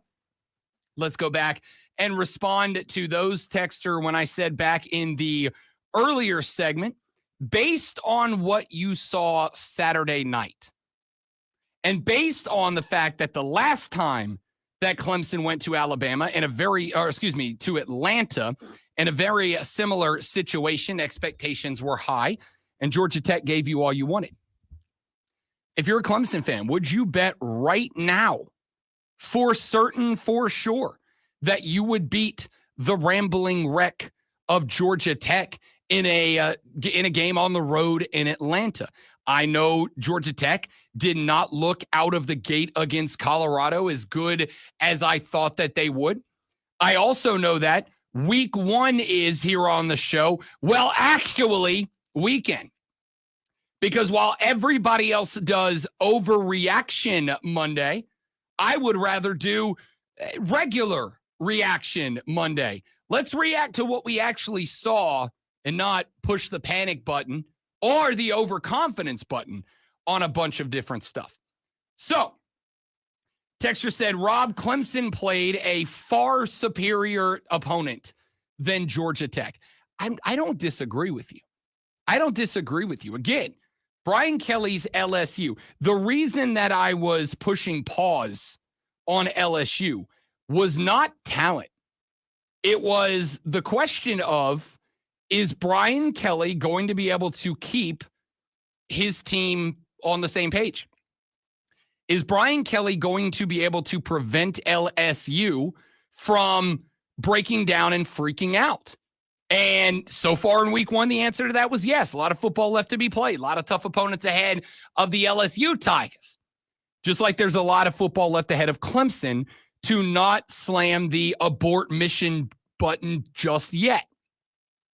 But I asked that question just like in the last segment. I asked South Carolina fans. Good win. Gotta feel good getting the dub in week one. Gotta feel good thinking to yourself, offenses take time to gel, and your team's not special, right? Really, if I asked you to go look at teams that played, let's say, top 25 opponents in week one, are there any of them that you look at and you go, that offense looked good? Like, that offense looked good. Ohio State beat Texas. Zoe and I were talking about this during the break on the live stream, facebook.com/TheFanUpstate, The Fan Upstate on Twitter, The Fan Upstate on YouTube, The Rob Brown Show on Facebook, on YouTube, and on Twitch. We were talking about this during the break. Ohio State's offense didn't look great. Jeremiah Smith was getting doubled and triple teamed, but he had a couple of dropped footballs. We keep waiting for, or I guess we'll keep waiting. It's week one. Well, actually, Carnell Tate did not look like he was there to be the resource guy. But if we go look through all of the top 25 teams that played in week one, was there an offense inside the top 25 that played a top 25 team that looked good? There were a few offenses that looked good. Penn State put up 46 on Nevada. Nevada's not good. Illinois put up 52 on Western Illinois. Quick, give me their mascot. Did LSU's offense looked probably amongst the best in week one. They only scored 17. They had one for sure taken off the board. They had another one taken off the board, but they fumbled it away, so I will hold that against them. Georgia put up 45. Gunnar Stockton had a $190 and 2 tutties through the air, but they played Marshall. Oregon put up 59. Dante Moore, 213, 3 tutties. They played Montana State. I would say, honestly, as far as offenses go, that played top 25 teams. Florida State and LSU were probably the only two that I would say looked like a legitimate, they're in good form already offense. Iowa State put up 55 against South Dakota. Texas Tech put up 67 against Arkansas Pine Bluff. Maybe you give a little credit to Tennessee putting up 45 on Syracuse. Right, the one game that I didn't watch but looked like it was pretty good was Miami and Notre Dame. How about Miami's offense? Miami's offense looked pretty good. They had a couple of spectacular plays. Carson Beck, by the way, we talked about the preseason hype. Carson Beck was antithesis to Arch Manning. What was my take on Carson Beck? I got film on that guy. That guy was 24-3 at Georgia. I got tape on him that says he can zip the ball a little bit. And he did, and he looked good. So I think Miami's in that discussion. I think that's fair. Honestly, Notre Dame's offense didn't look awful, except for Jeremiah Love, who was supposed to be a running back in Heisman contention. Jeremiah Love couldn't get a damn thing going in that game against Miami. And I think it really hampered Notre Dame a little bit. But you get late into the game, they're down 7, 2-minute drill. They go down, they score. They end up tying the game late. They make Miami do something special. Miami does something special. So the point is, it's going to take some time to click, which is why I'm not going to panic on Cade Klubnik just yet. What I am going to say is I'm panicking on Garrett Riley and Dabo Swinney. I'm panicking because the play calling was, again, uninspiring and unimaginative. And if you're going to make the argument to me this morning that, well, Rob, it was week one, they were going to stay vanilla. I don't know that defending your house against LSU, a top 10 team, in what is one of a limited number of genuine, if Clemson does not win the ACC and they end up fighting for an at-large spot, my question mark is, would LSU as a resume builder not have helped you, right? Because if you are not going to win the ACC, it's because you're going to have losses to Georgia Tech, SMU, Louisville, right? The three teams that I have circled as your meaningful conference games. You're going to have losses to those teams. And if you have losses to those teams, a win over a top 10 LSU would have been probably the win that gets you in. So why would that be the spot that you decide you're gonna go vanilla? All right, a couple more texts that we've gotten in so far on the show. Texter said Clemson and Texas offenses were both vanilla. I think they didn't want to show their playbook. Is that really a thing to be conservative about in the first game? That's kind of my point. Is that really the spot that you want to be conservative? Again, you probably have, if you're Texas, you can look and you go, we've got plenty more resume builders coming down the pipe. Does Clemson? I mean, really, on paper, and I think it'll be different at the end of the year, but I could be wrong. And if I am, now you've only got South Carolina left. And based on what we saw over the weekend, can South Carolina not beat Clemson? Not saying they will, but they certainly can based on what I saw. And, last year. Tolo J. Butane texts the show.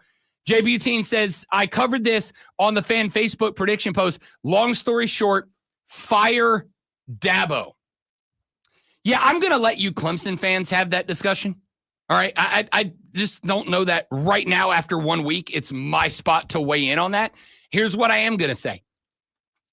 It felt to me like the offense was boring, unimaginative, uninspiring because, quoting Dabo from a few years ago, we didn't bring Garrett Riley here to run the Garrett Riley offense. We brought him here to run the Clemson offense. Well, you ran the Clemson offense, and it got you run off the field by LSU. Yeah, Clemson wins like 7 or 8 in a row after this. It's going to look like, wow, what a good loss that was. That's what it's going to be. And again, if LSU goes off and wins 7, 8, 9, you might look back and go, good loss. But again, I would point out in context, that loss was dramatically closer on the scoreboard. Was there any point it felt like Clemson was ready to climb back into that game? No, there was not. There was no point it felt like Clemson's about to take control.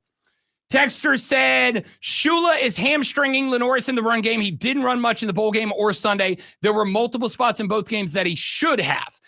Again, my biggest takeaway was, I think that aside from the lack of designed runs for Lenoris Sellers, of which there probably were not enough, I also think there's a mentality of Lenoris Sellers of, if it's not a home run, don't run. Use my legs to extend the play for wide receivers, but don't make the play. Yeah, and I think that's got to get changed. Unless there's threatening of punishment if he runs, I don't think he's holding him back. I think he's holding himself back. I agree. Yeah. I don't think that has anything to do with the coach. I agree, but again, under the philosophy that I have of this team will go as far as Lenoris Sellers carries them.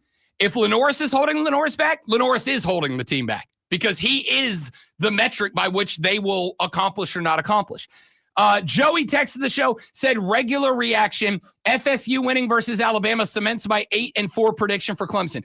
The Florida State team that beat Alabama would beat the Clemson team that played this weekend. And I will stand on that. And a lot of other teams too. Yeah, that's also true. Texter said, with UNC's first drive going so well, why wouldn't teams work on scripts for every drive and just stick to the script? Because defenses don't stick to what they did in the opening drive. They respond too. The best coaches will have an opening script, and then they will adjust based on what the defense shows, and they did not. Texter said, Florida State looked good, but maybe it was because Alabama looked so bad. We're going to react to all the other games this weekend. Yeah, keep them coming. 844-326-3663. We've got to get to the break. More reactions and responses to college football week 1 after this. And by this, I mean just an all-time sports flash. Speaking of bad games in their debut, Bill Belichick's debut with North Carolina was less than stellar as the Tar Heels fell to TCU 48-14. Gio Lopez, the transfer quarterback from the Tar Heels, left the game with a leg injury after going 4 of 10 for 69 yards and a pick. That's not good, by the way. Giving way to Max Johnson, TCU recorded 284 passing yards and 2 touchdowns from quarterback Josh Hoover, who also ran for 258 and 2 more scores. That is good. The Atlanta Braves lost to the Cubs yesterday, 7-6. Spencer Strider got the start, going 5 innings and giving up 5 hits and 3 runs with just 1 strikeout. Braves pitchers gave up 11 hits on the day. Atlanta recorded 10 hits and were 5 of 12 with runners in scoring position. And Florida State has become the first ACC school fined under the conference new field storming policy after fans took to the grass following their 31-17 win over number in Alabama.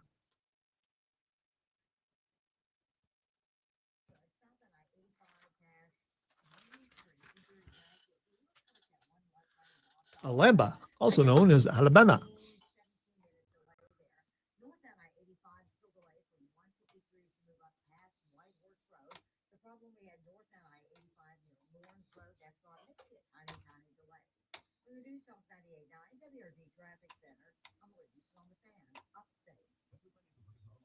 Hi, I'm Chuck McDowell, the timeshare cancellation guy. In 2011, I founded Wesley Financial Group with one goal in mind: to help honest folks.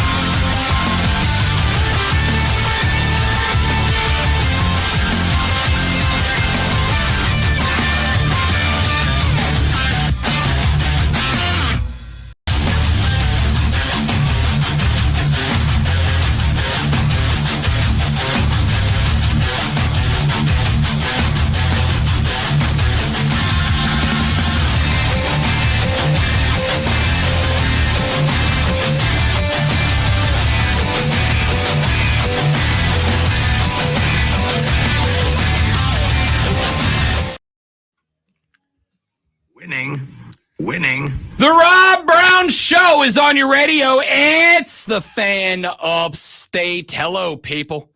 Rob Brown, the great one, Lonzo, and you. We are reacting to some over, some regular, some bad, some good reactions from week one in college football. It is, well, actually Monday here on the show because we are going to take the overreactions. We know it's Tuesday. Yeah, well, Monday on a Tuesday. Yes. Yeah, it's a Monday on a Tuesday. Tuesday. We are taking the overreactions that so many people had to week one. And we're saying, well, hold up. Well, actually, and walking it back a little bit. So we have gone into great detail about the win of South Carolina over Virginia Tech, about the loss to LSU by the Clemson Tigers. Now let's look at some of the other big games that took place on Saturday. We spent a little bit of time back in hour number one on this game. I want to address it very quickly here. And that, of course, was the marquee matchup of week one. That would be the Texas Longhorns on the road at Ohio State University to take on the Horse Chestnuts.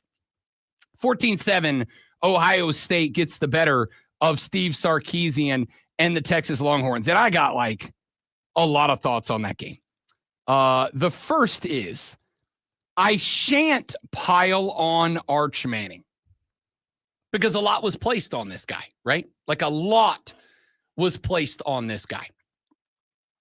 This dude had, I'm not going to mention who, but you know who has been coronated as the face and the voice of the Southeastern Conference, who was saying, hey, this guy is different. This guy is going to be the GOAT of college football quarterbacking. This dude is worth every penny of the alleged $6.4 million in NIL that he is valued at. And that dude was totally wrong. Now, I'm not going to give him a second of additional airtime, but the great one said that that guy was on one of the blabbermouth talking shows in the AM and was saying that, well, actually, it's everybody else's fault that I said all of that. I got suckered in by the hype. I got suckered in by the talk about this guy. My guy, you are the standard bearer for that conference. And even if that was true, my question mark is, what did you see that led you to believe that that was going to be true? I like to think that even my takes that were incorrect about the weekend, I can back them up with something.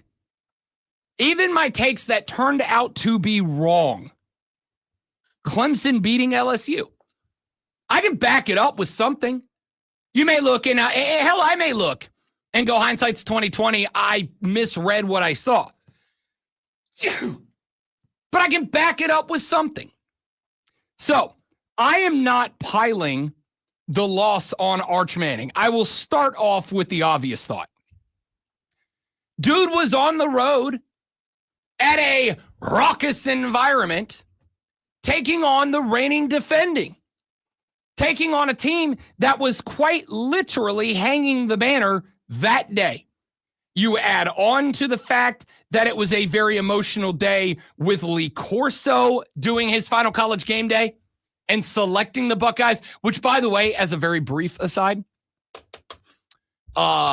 super cool touch from the Buckeyes to put the game day audio on in the stadium so that everybody there could be a part of that pick as well.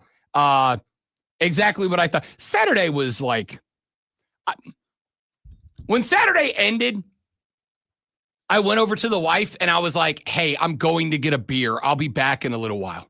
Because between the end of Corso and then the end of Bet for the Cycle on Saturday, I was an emotional wreck. And I'm not too manly to admit it. So I went to go get me a brewski. Anyway, The emotions were high in Ohio Stadium that day. And this cat, who has all summer long been effectively told anything less than a Heisman campaign, anything less than a Southeastern Conference championship, hell, maybe anything less than a natty, would be considered a failure this year. This dude has spent the entire offseason listening to why, because he is Pepe and Eli's nephew, that he's the GOAT. And that everything that happens in college football this year is predicated on him. I am unsurprised because I don't care how much of a dog you are. Human beings are going to occasionally be overwhelmed. And human beings are going to occasionally fail. All of us. So I'm not off of the position I was on Arch Manning, which was, what tape are you watching? What do you have on this guy that says he's the dude? Unquestionably, he's the guy. Now, over on the other side of the football, I thought, Lonzo, you give me your thoughts on this. I thought Julian Sayin was fine. Not great, certainly not bad. I thought he was fine. I thought the passing offense was not nearly as potent as I thought it would be for Ohio State. I also know that if you're a passing offense, it's going to take you a game or two to really get up to speed. I think Ohio State is a damn good football team who won a tough game over a damn good football team and is, now turns ahead to looking at Penn State. Yeah, I think for all the pressure that was on Arch Manning, there's a lot of pressure on Julian Sayin too, starting his first game in that stadium with a lot of pressure on him too, rain defending, all that stuff. And I thought he did a good job. Did he do a great job? No. But under the circumstances with the same kind of pressure, well, not the same kind of pressure, but a lot of pressure, I thought he performed well. And I also thought that the defense did something I didn't think they could do and play as well as they did. And I am pleasantly surprised with Matt Patricia's bringing in that pro-style defense and it working. Because Sarkisian was out there saying that they disguised their looks so well that it was hard for them to adjust. I agree. I thought, in fact, I was listening to. It wasn't a perfect game, but they won the game and they did, and really happy with the result, of course. Yeah, I do want to make one thing abundantly clear. Texas is not a bad football team. They're not bad. And Ohio State is not really getting anything. It's all about Texas. It's all about Arch. And I get that's how it supposedly works. Let's go with the negative. But again, Ohio State went in there and beat the number one team in the nation. Here's what I will say. Number one, I will talk about the preseason top 25 up to week 1. And then I don't care about it anymore. I don't care what you were ranked going into Saturday. And I think Florida State, Alabama is the best indicator, the best reason why. So I don't care about the rankings. Here's what I know. Texas is still a good football team. I will also say that Ohio State's a very good football team. I will say that, and I ordinarily agree with Lonzo that it is to some degree frustrating that when I was in television, one of the most frustrating things that happened to me, I was doing just general news reporting back in Okaloosa County, Florida, where I grew up. And one of the most frustrating things for me, and one of the reasons that I did my 2 years on my TV contract and I was out of there immediately. One of the reasons why was because of the frustration I had with the belief that, and I say belief that because I got told this, if it bleeds, it leads, right? You do not start off your news broadcast with, a college kid just donated all of his NIL money to a foundation for orphans, right? Like that's not your lead sports story.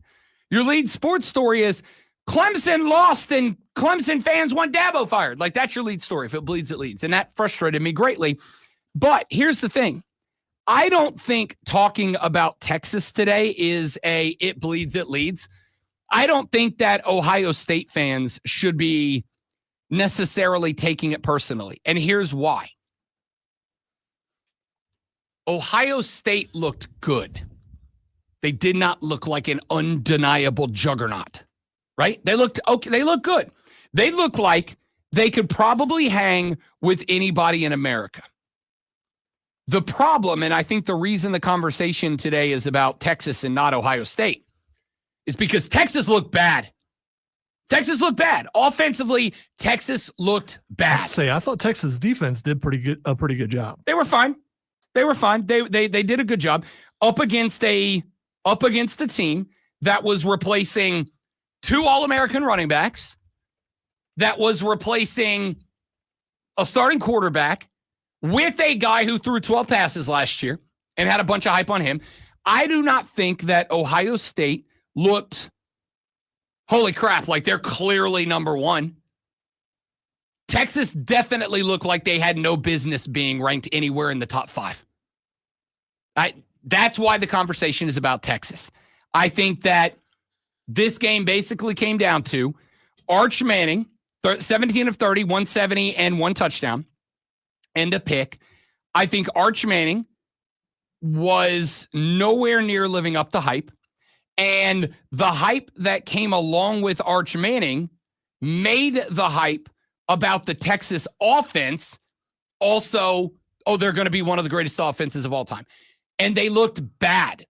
And this is where I talk about gradient. I talk about spectrum all the time. There's a spectrum where there's the extreme over here and the extreme over there, and the truth is often blurred in the middle.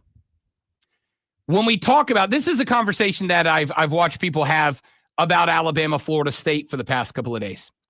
Was the result of that game because FSU is back and better than anybody expected them to be?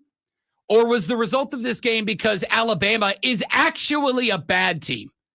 Bama's actually bad. This wasn't a really good Florida State performance. It was a really bad Alabama performance. The gradient says the truth is in the middle. And the argument is over which side of that spectrum is the actual truth on. Is it more towards maybe Florida State actually is a good team this year? Or is it more towards maybe Kalen DeBoer should have got fired walking out of that stadium because Bama's that bad? And I don't know. I think we'll find the answer out as the season goes on. With the question about the result of Ohio State, Texas, was this because Ohio State is a really good national championship caliber football team? Or is this because a lot of people were very wrong about Texas and Arch Manning? For me, subjectively and personally, the truth is closer towards that was really bad from Texas. Ohio State's still good. Ohio State is still going to compete. Ohio State also looked like a football team that could absolutely lose to Penn State, could absolutely lose to Oregon, could absolutely lose to Michigan at the end of the year. Texas looked like a team, and not saying that they will. Texas looked like a team that could absolutely down the line lose to Florida, could lose to Georgia. Texas looked like a team that could lose to Texas A&M at the end of the year. So I think the reason that we're dialed in on, because again, to use Florida State, Alabama is the example. When you go look at the conversations that are happening nationally right now about Alabama and Florida State, both of those teams are being discussed. Florida State is being discussed as, okay, was maybe last year the biggest anomaly in the history of college football, and we need to reevaluate where we are with Florida State? Or did Alabama underperform? And both of those angles are being talked about, because you could see either of those being the reality. Ohio State didn't jump off the page as definitively one of the biggest threats to everyone in college football. Texas absolutely jumped off the page as they look bad, not they had a bad day. They straight up looked bad. And I think people are reacting to that. All right, speaking of reacting to that, let's take a break. When we come back, let's take a look at some of the other results in the top 25. Penn State puts it all over Nevada, 46-11. We talked LSU Clemson. We can dive back into that. Georgia, 45-7 over Marshall. Oregon, 59-13 over Montana State. We have to talk about the Florida State-Alabama game. 31-17. Florida State was dominant from the outset in that game. Michigan gets a win over New Mexico, 34-17, before Sherrod Moore starts his sabbatical, I guess. Florida looked good. Granted, against something called Long Island University, which I did not know existed until Florida looked really good against something called Long Island University. SMU 42-13 over East Texas. Kansas State 38-35 over North Dakota. I might have been very wrong about Kansas State, you guys, because that defense is atrocious. All right, all that and more coming up. We continue to react as we have a, well, actually, Reaction Monday here on the Rob Brown Show on the Fan Upstate.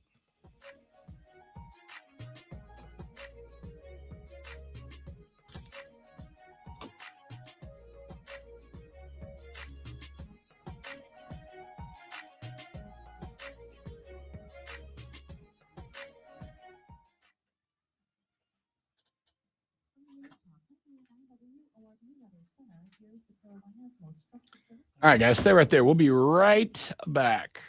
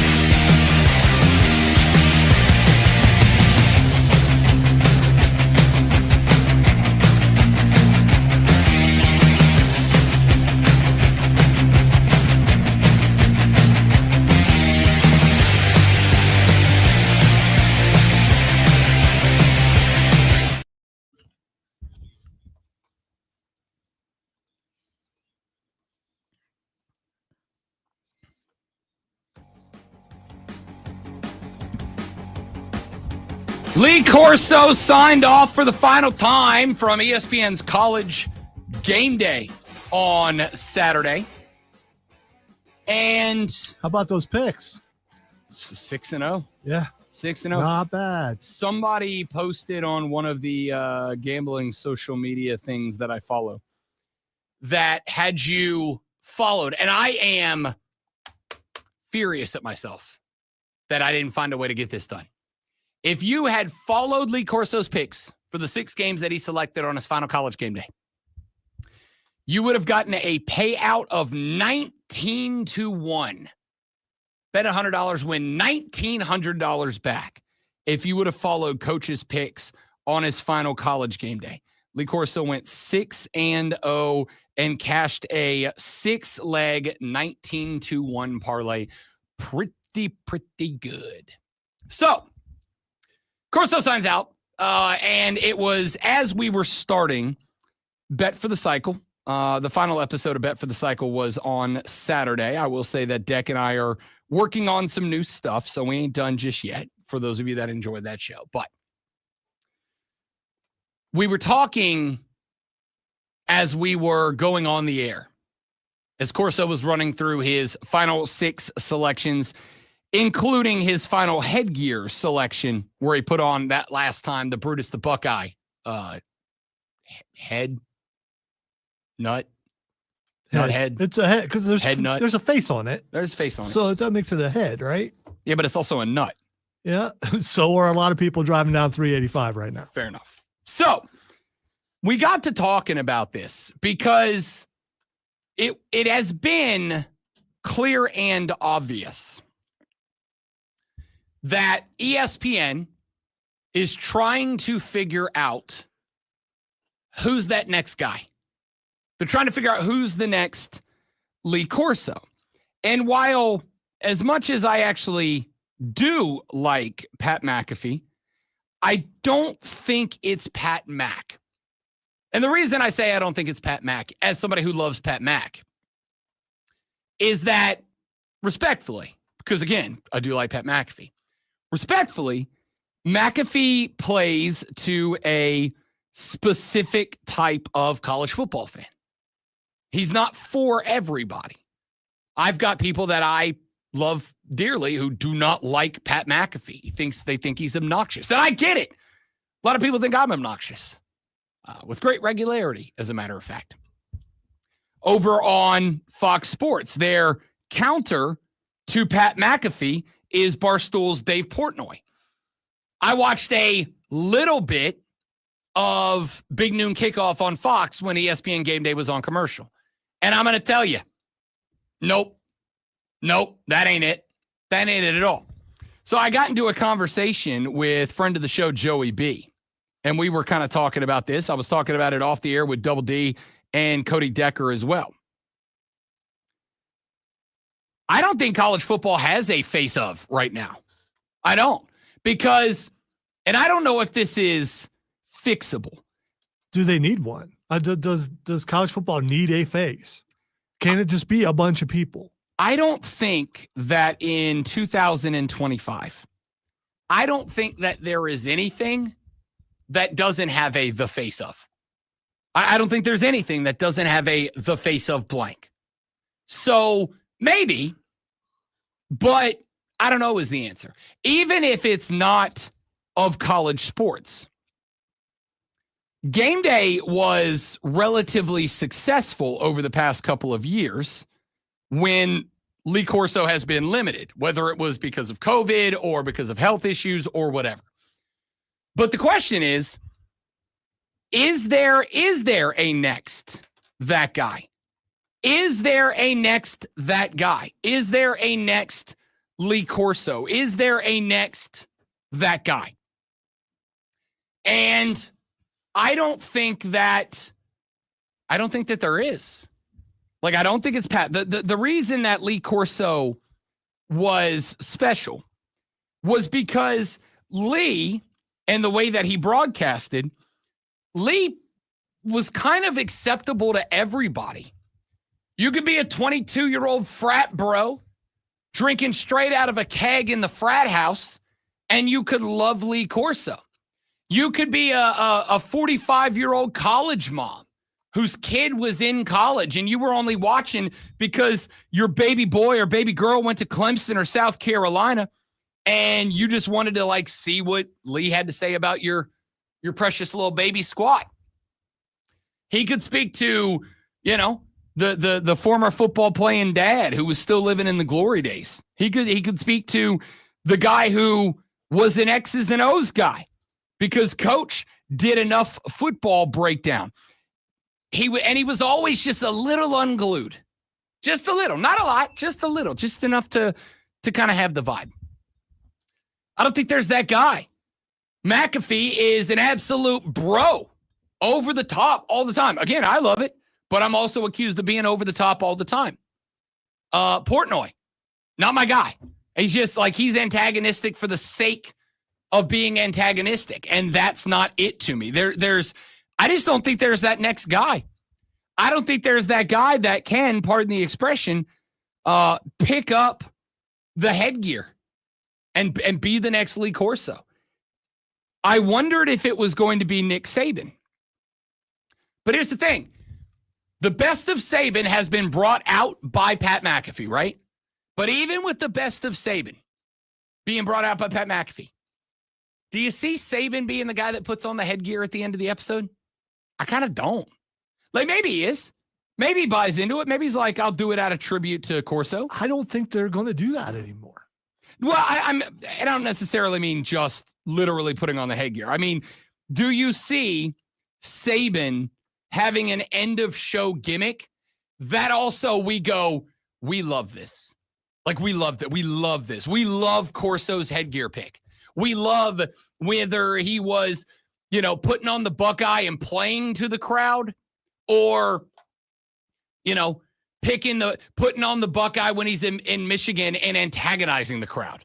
Is there any part of you that sees Saban being that guy? I don't. I just don't know that we have the next Lee Corso.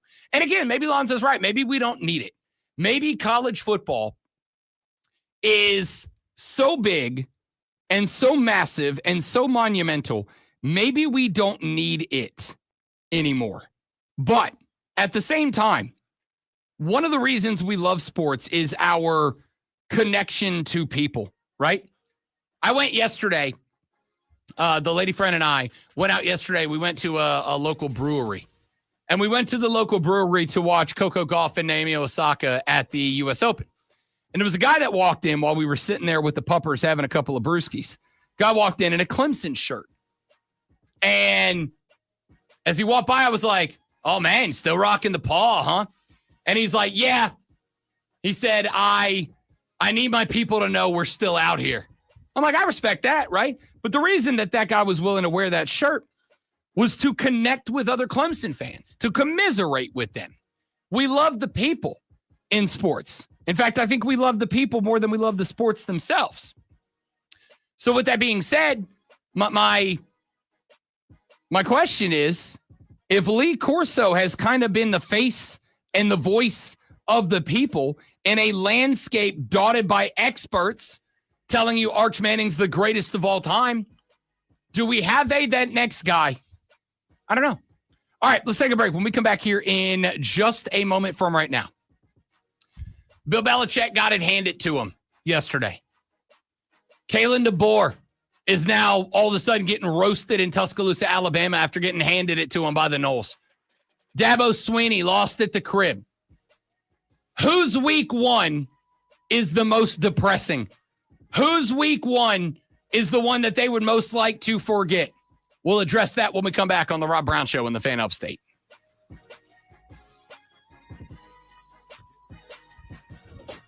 Nettie Mac, 90%. That's what I was talking about with the spectrum. 90% of the time, the reality is the truth is somewhere in the middle. The reality about my industry, and maybe one of the reasons I haven't made it big yet, is that saying the truth is somewhere in the middle and making points about both sides doesn't generate conflict, right? Like, it wouldn't generate conflict for me to be like, well, maybe Clemson isn't as good as we thought. Maybe LSU isn't as bad as we thought. Conflict is driven by coming in here and going, actually, Clemson, your fans, your team sucks. Actually, LSU, whatever. Your team's amazing. They're the best of all time, whatever. And I think that, unfortunately, the suits and the higher-ups in this industry believe that is how this game should be handled. That being said, I think there are some spectrums that the truth is closer to one side or the other. I think the truth is Texas is dramatically not as good as we think they were is more true than Ohio State is a great football team. I think Ohio State's very good, but I think Texas embarrassed themselves. Ask the fans coming out of the stadium. And there may be a couple of people go, yeah, we could have done better here and there. But they're coming out going, yeah, we dominated, whether they did or not. That's what fans do. I mean. I agree, but this is one of those times I'm going to sound haughty. I'm not a fan. It's not my job to be on the same level as the guy coming out of Section 117. That's not my job. My job is to go deeper than a guy in Set 117 would go. It's not my job to come in here and tell you you're amazing or you suck. It's my job to say, here's why what happened. But that's just my perspective. In my opinion, you guys are amazing and you suck. Sometimes.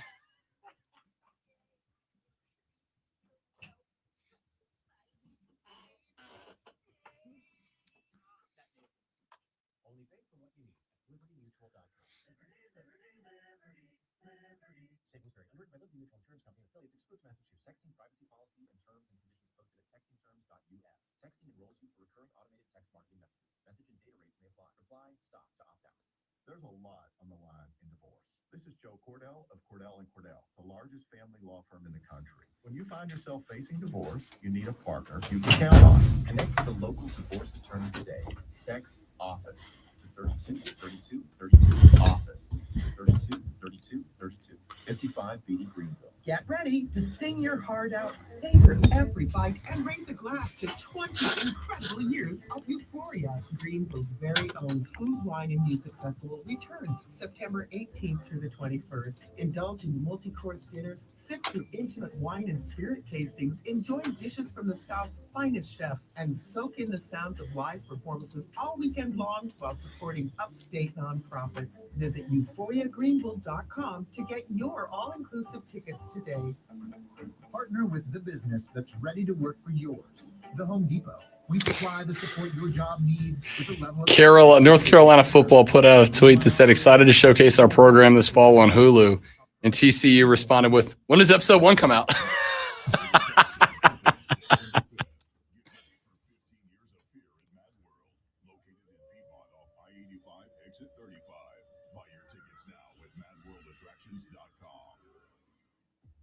There's nothing like when you get that part from eBay and it just fits. Yeah, the first time. So you can do less of this and get right back to more of this. At eBay, you'll find all the parts you need, guaranteed to fit, at prices you'll love. Sounds good, doesn't it? eBay, things people love. Eligible items only, exclusions apply. The long weekend sale is on at Target with exciting deals you won't. Oh, man. Clemson 31 yards of rushing. We're going to figure out how to run the ball. Hey, Steven, what was my big question coming into the season for you guys? What was my big question coming into the season? Can you run the football? I'm not saying the answer is no because LSU's got a good defensive line, but so far the answer is no.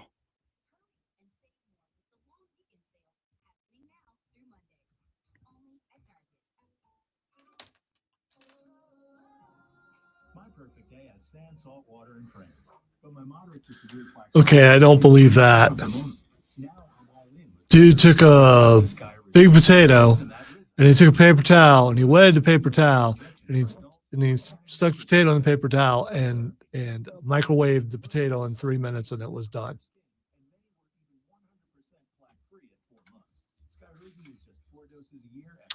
I mean, if you're going to do that, you have to dry the potato because microwaves vibrate water molecules. That's how they work. So all the moisture needs to be in the potato because if it vibrates moisture on the outside of the potato, it will not cook. But still, that's a lot. I mean, it's easily tested. I mean, not right now because we don't have a microwave in the room or potato or water. Well, we probably have water, but still.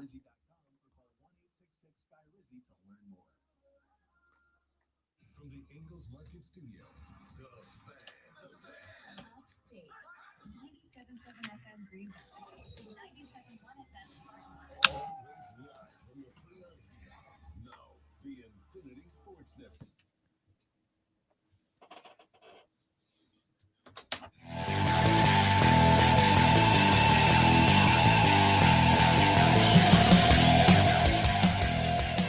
Continuing to overreact. Well, actually, week 1 of the college football season. I want your takes, 844-326-3663, 844-FANFONE. Texter said, Rob, they already said they aren't going to replace Corso and said the headgear picks stop with him. I don't disagree.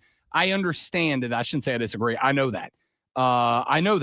What I'm saying is Lee Corso and the headgear picks kind of were college football for a little bit.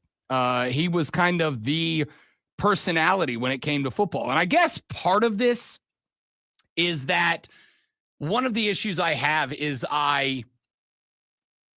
this goes in contrast to what I've said over the years about the portal, about NIL, etc., in that, you guys are saying, I don't want college football to become the new NFL, which, by the way, for all those people who are going to walk away from college football because of the transfer portal and NIL, those stadiums sure look pretty damn packed up this weekend. Especially the big name ones, for sure. Yeah.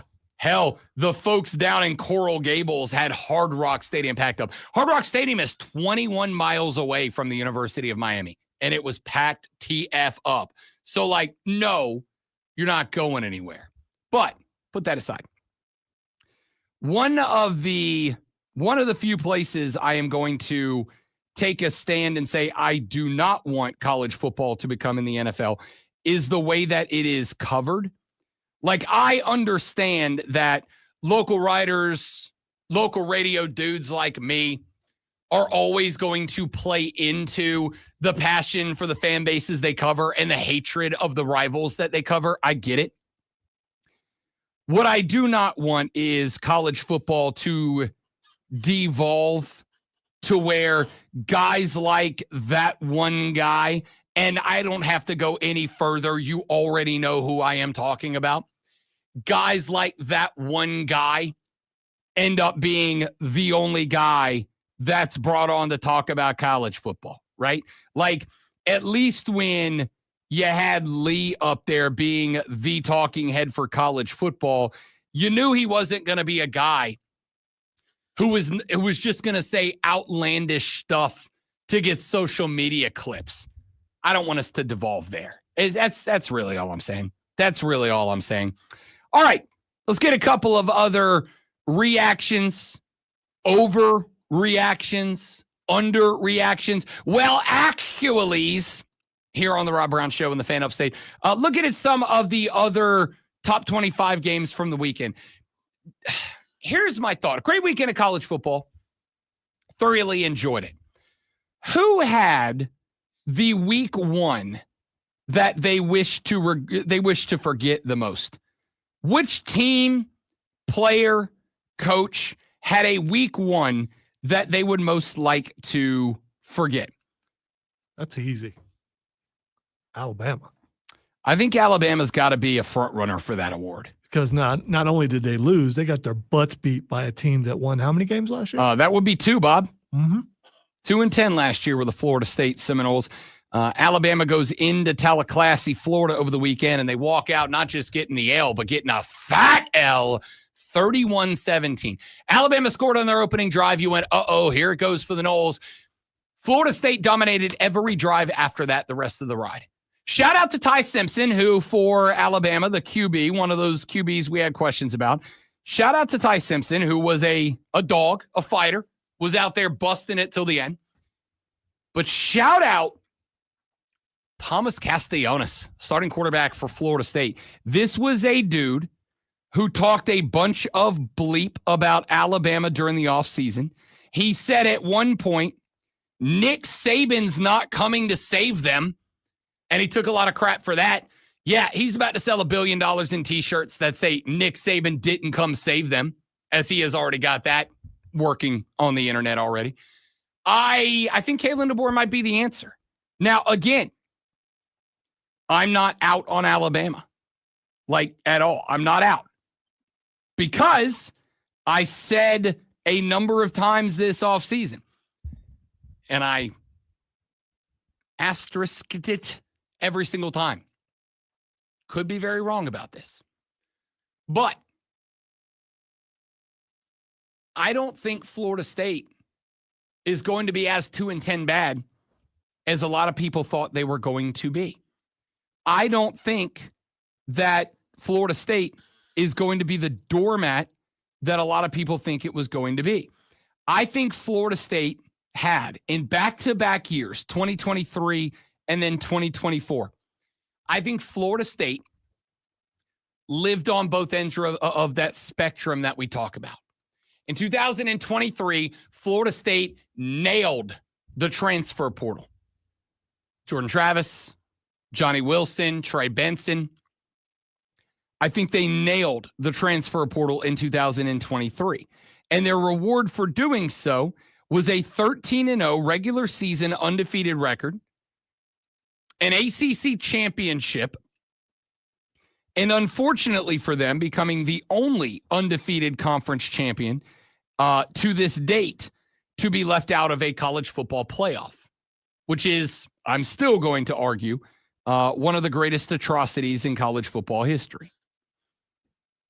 Then last year they were the cautionary tale about the transfer portal because coming off of a 13-0 undefeated conference championship season, they went into the portal again and they grabbed a bunch of dudes who very clearly, if you believe the stories that were coming out of Tallahassee about this team last year, and I do, grabbed a bunch of dudes who came to Tallahassee to claim an NIL payday because they believed that they were going to slot in as major players for a team that was going to go right back to the top.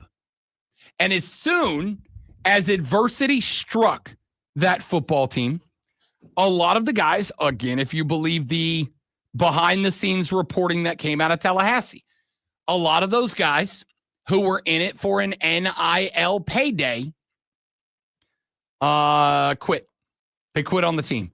One of the big discussions as Florida State moved on from both coordinators, and the reason why, it is my understanding, and I believe this to be true. The reason Florida State moved on from both coordinators was because the athletic director went to Mike Norvell and said, yo, you went 2-10. Something's got to change. And so either you can restructure and reorganize your coaching staff, or we can do it for you and your name might be on that block. Either you can change the locker room leadership, or we can do it for you. So he got rid of the guys who made it okay to quit on the team last year, and the guys who quit on the team last year transferred out. So this year, a more hybrid roster. Still got plenty of recruits of transfers on it, but they also did a much better job in high school recruiting. So I came into the year going, yo, I don't think Florida State's going to be the doormat that some of you make it out to be. This is why I said, in the number of times where I said Clemson better be on the A game, because while a lot of people are predicting a cakewalk to 12-0 in an ACC title, or at worst 10-2 in an ACC title, I'm not there yet. I think Louisville behind Miller Moss will be good. I think Miami behind Carson Beck will be good. I think Duke is a 9-win team, and this year they have probably the best quarterback they've ever had, is a threat. I think Georgia Tech under Brent Key is a threat. And I think Florida State, not that they'll be back as in competing for an ACC title, but I think Florida State will have something to say about who is. Well, Florida State dominated Alabama. And so on that spectrum of all the way on one side, Alabama bad, and all the way on the other side, Florida State good. I think the truth, honestly, is probably shaded over towards the Florida State good side. This is a large chunk of the reason that I'm not out on Alabama just yet. Also, keep in mind, Bama was missing one of their starting 5 offensive linemen in front of a quarterback who was getting his first big-time start as official QB1, Ty Simpson. They were missing Jam Miller. They were missing their starting running back who got the majority of the RB1 carries through the summer, through spring, and through camp. I'm not out on Bama, but I do think Florida State's a good football team. And I do think that Florida State put it on display this weekend that they are a good football team. So I don't think that's an overreaction. I think Bill Belichick had a week 1 he'd like to forget. It's not that you lost. A loss is fine. An L is fine. I don't think anybody expected the North Carolina Tar Heels to come out in year 1 under the hoodie and be undefeated. Or at least I think anybody who did think that that was going to happen needs to be evaluated clinically. They have 70 new players. But to come out that way and get, is it unfair to say absolutely humiliated in your first game as the head coach of the Heels? Because I think they got absolutely humiliated in their first game with Bill Belichick as the head coach of the Heels. It wasn't that they lost. TCU is not a bad football team. TCU is a under Sonny Dykes a better than usually given credit for football team. But you got blown out. You got humiliated. You got humiliated in front of Michael Jordan. You got humiliated in front of Mia Hamm. You got humiliated in front of Roy Williams.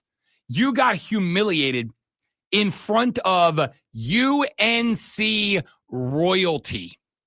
And you didn't just get humiliated. Thoroughly, completely, entirely trounced in humiliation. I think Bill Belichick is on the list of guys who really want to forget week 1 before they even really get a chance to remember it. I'd put them on the list. I'm not going to say Arch Manning. I think Arch Manning is a guy that a lot of you are going to run to who had the worst week 1. But again, I've pointed out a number of times that at SEC Media Days, when Arch Manning was there with Steve Sarkisian, Arch Manning was the one guy who was trying to walk back the hype about Arch Manning. Arch Manning was the guy that said, I don't understand how you guys have built all of this up around me when I've started 2 games in my career. And by the way, those 2 games against small teams. Had not started an SEC game yet.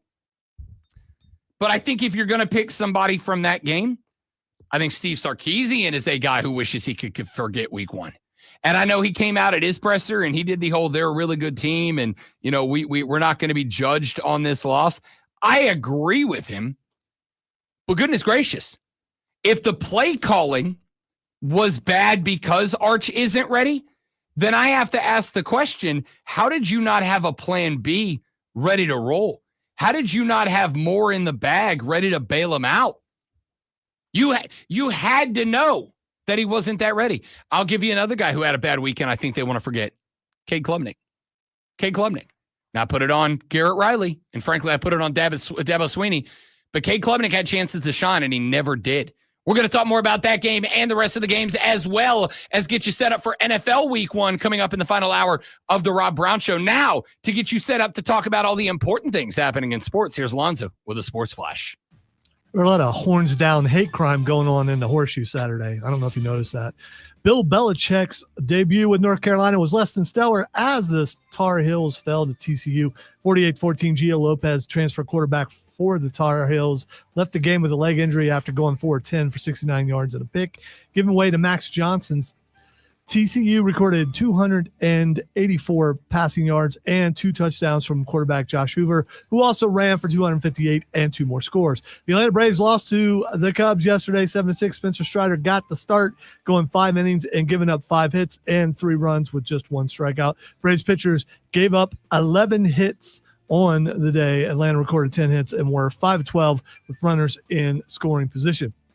Florida State has become the first ACC school fined under the conference's new field storming policy after fans took to the grass following their 31-17 win over number 8 Alabama. Can't do that anymore.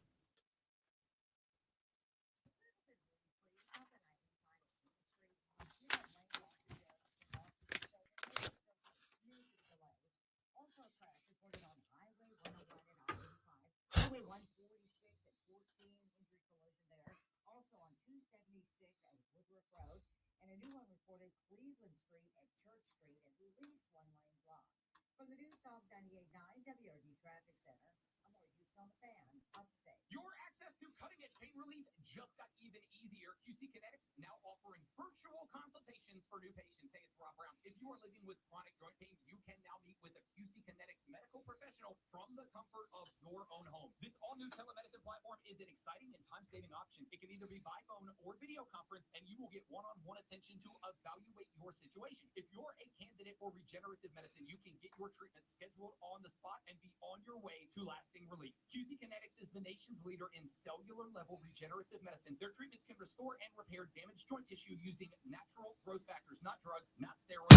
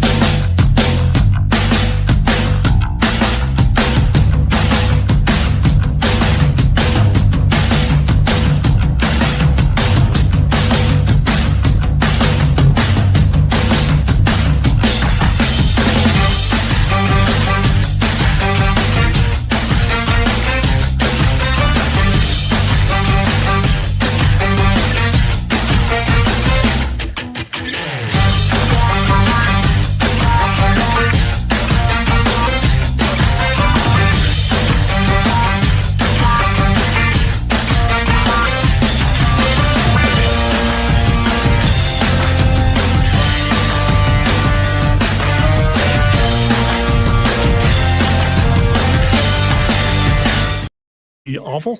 I checked everywhere. Okay.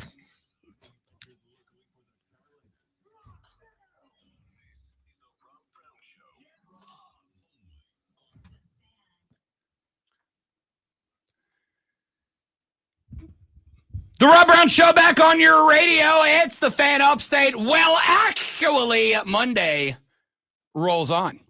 A Monday in which, of course, because it is week one and we only have so much to overreact to, most everybody else today will do Overreaction Monday, not us.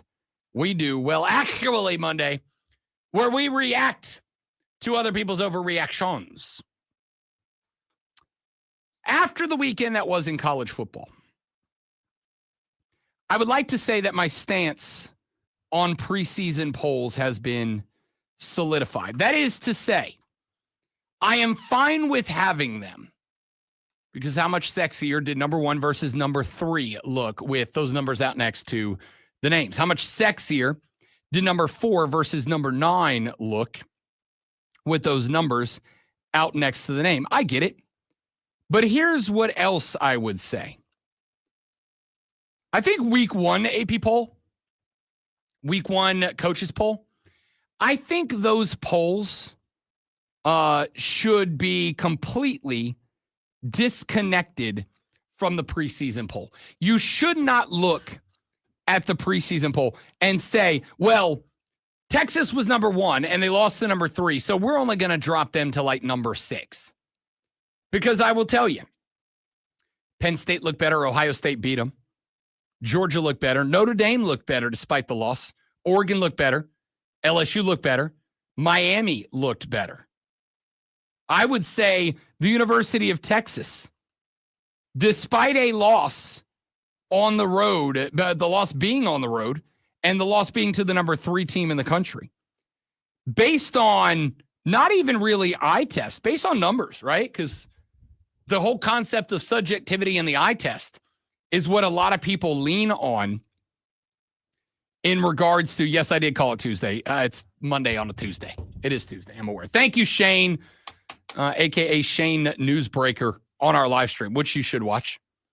So I would say that he's been doing it all day. I give up. So, yeah, it's fair. I make the argument the University of Texas, fair or not fair, question mark, has no business being ranked in the top 10 this week. Yes, I know it was a loss on the road to a number 3 team. Yes, I know it was a loss to the reigning defending. And I am taking both of those things into consideration. They have no business being ranked the top 10 team this week. Honestly, I could see them. Would you drop Texas behind South Carolina? I could say yes to that. I would say, despite the fact that it was a successful opening drive, and then they heated up a little bit later in the game. And yes, I could say it was a neutral site of game against an unranked Virginia Tech team. I think it would be fair to say South Carolina should be ranked ahead of Texas. Clemson. I don't think Clemson has any business being a top 10 team this week. With all due respect, I think you have to earn your way back. It's not that you lost. Because, again, you lost at home, yes, but you lost to a top 10 team. Enhanced metrics would say not a terrible L, right? You're not going to be punished as much for that loss as losing to an unranked team at home. And Texas will not be as punished for a loss on the road to Ohio State as they would if that loss would have been at home to Kentucky.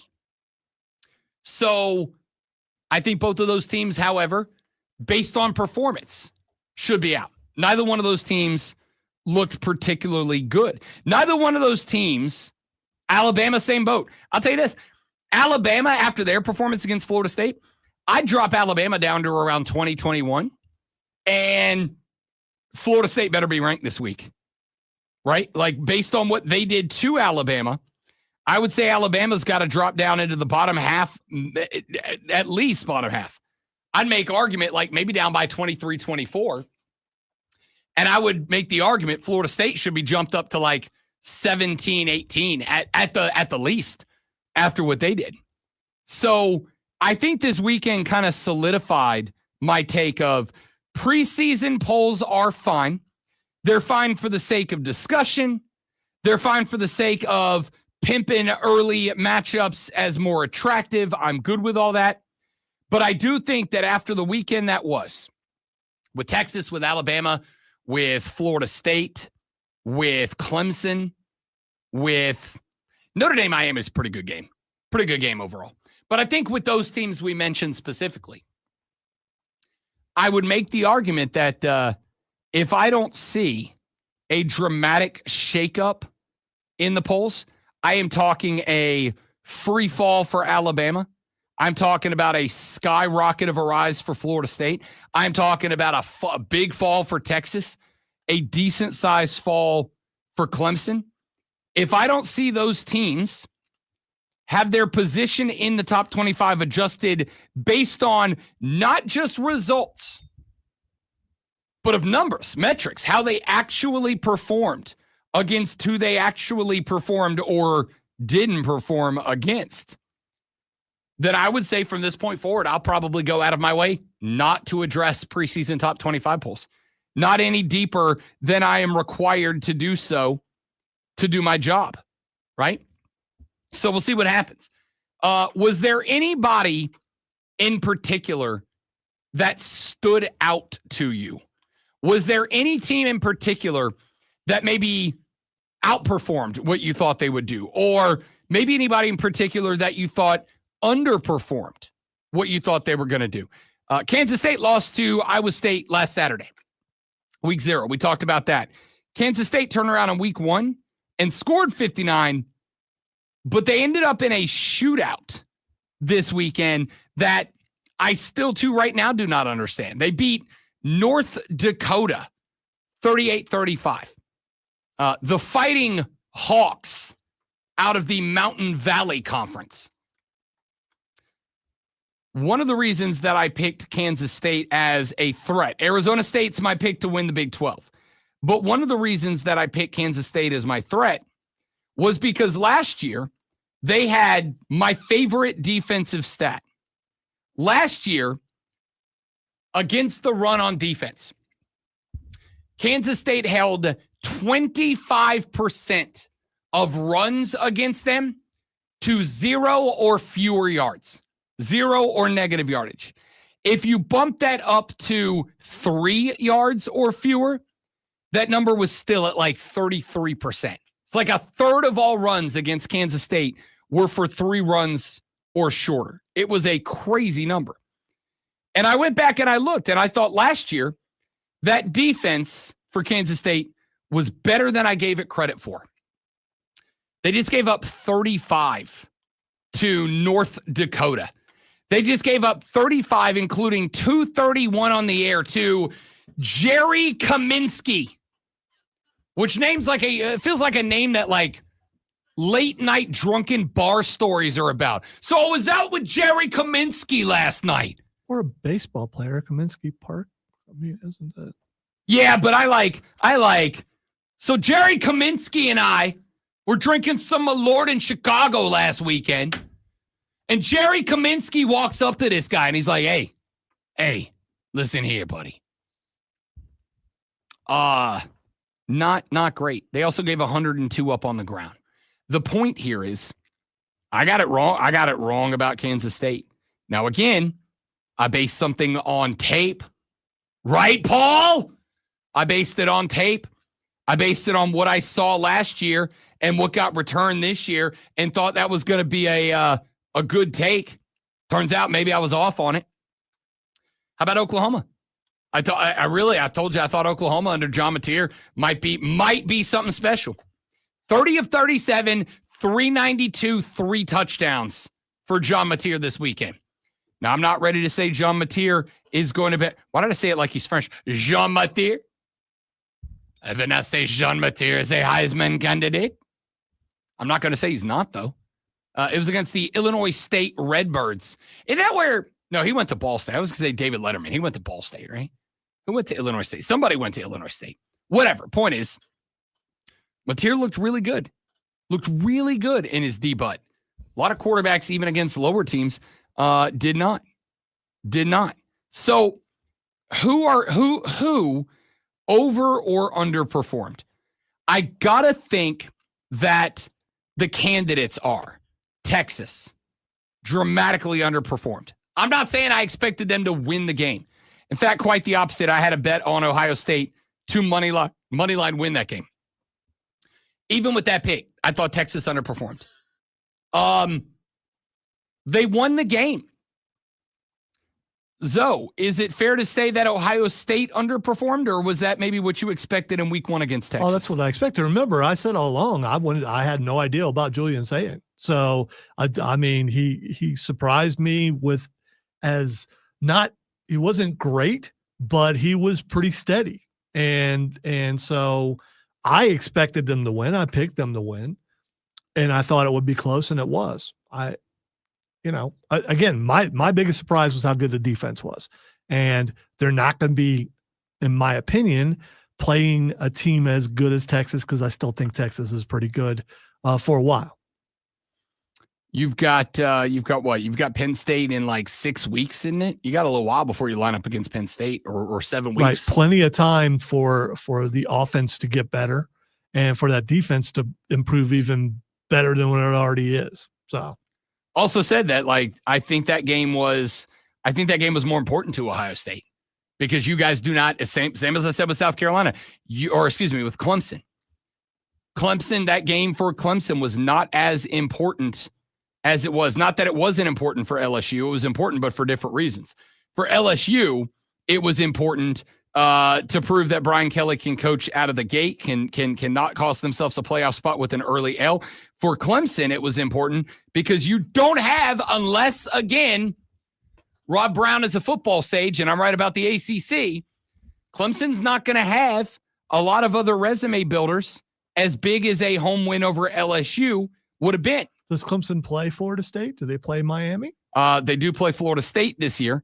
And again, if I ask the question right now, based on what you saw this weekend, you comfortable saying Clemson beats Florida State right now? Because I'm absolutely not. I am not. But if Florida State plays the way they did against Alabama, against everybody, and Clemson beats them, that's a big win. That is a big win.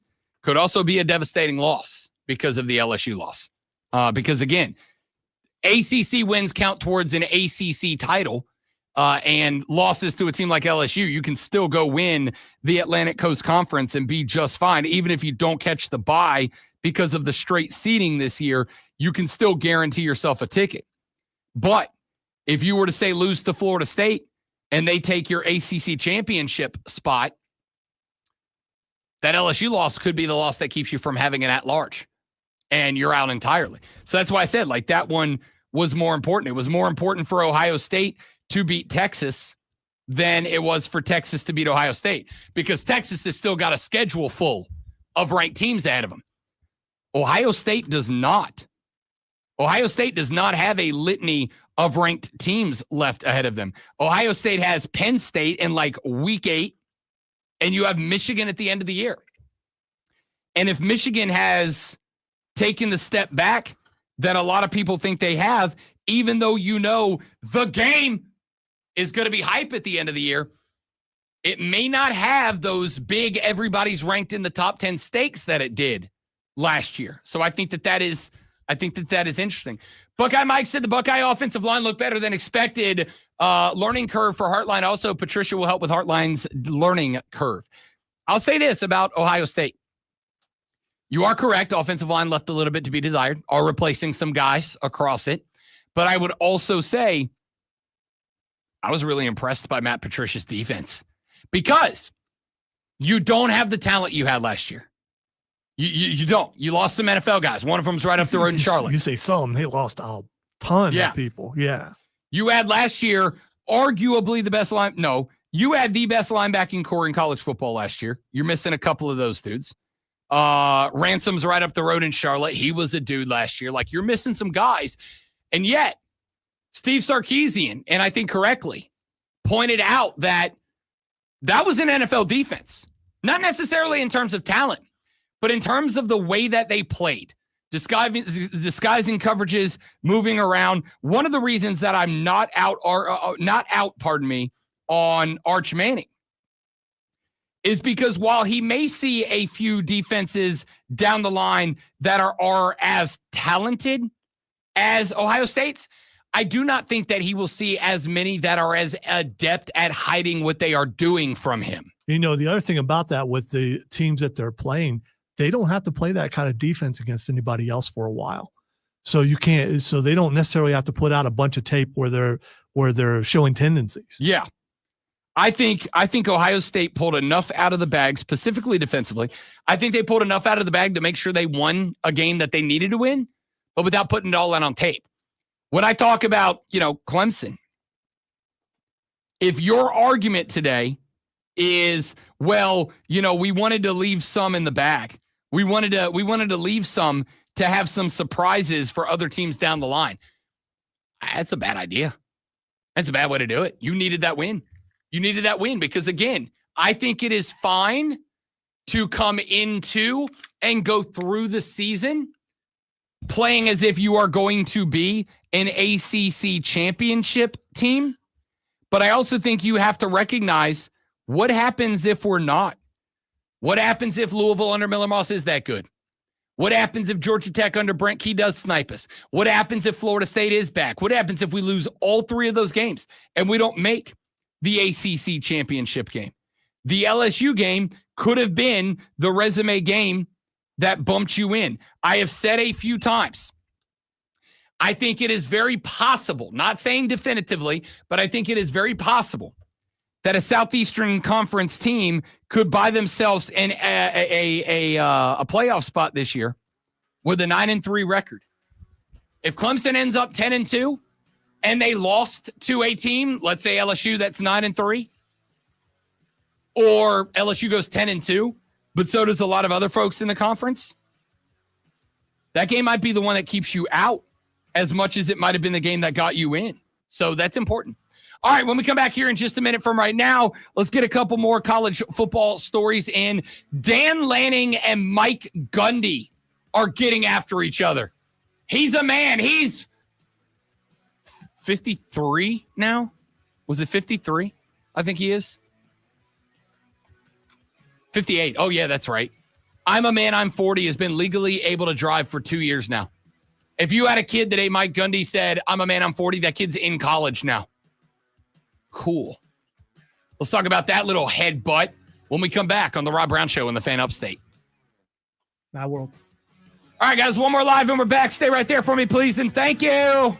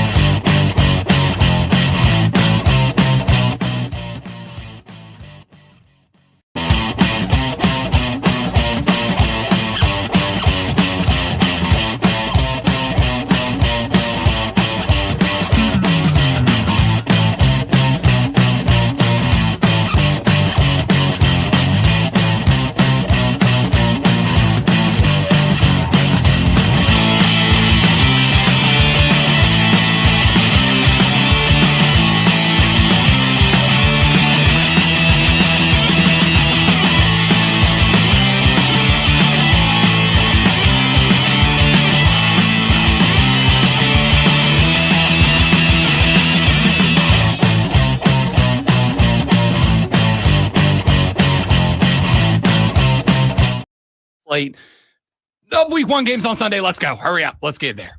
And then, of course, a little Monday night football to wrap up the week. So the Carolina Panthers lose Jalen Coker for the first 4 to 6 weeks of the season. Popped the quad in practice on Thursday last, and then went ahead and signed Hunter Renfrow after that. So he is back. The former Clemson Tiger makes his way onto the scene. And I'll play the clip for you because, if nothing else, it made me laugh a lot. Hunter Renfrow said that he was just kind of hanging out when he got a phone call. Yeah, it was good. I think they kind of knew the Adam thing was possible, and we discussed that kind of going out on cut day, and so that was definitely a thing that happened that next morning.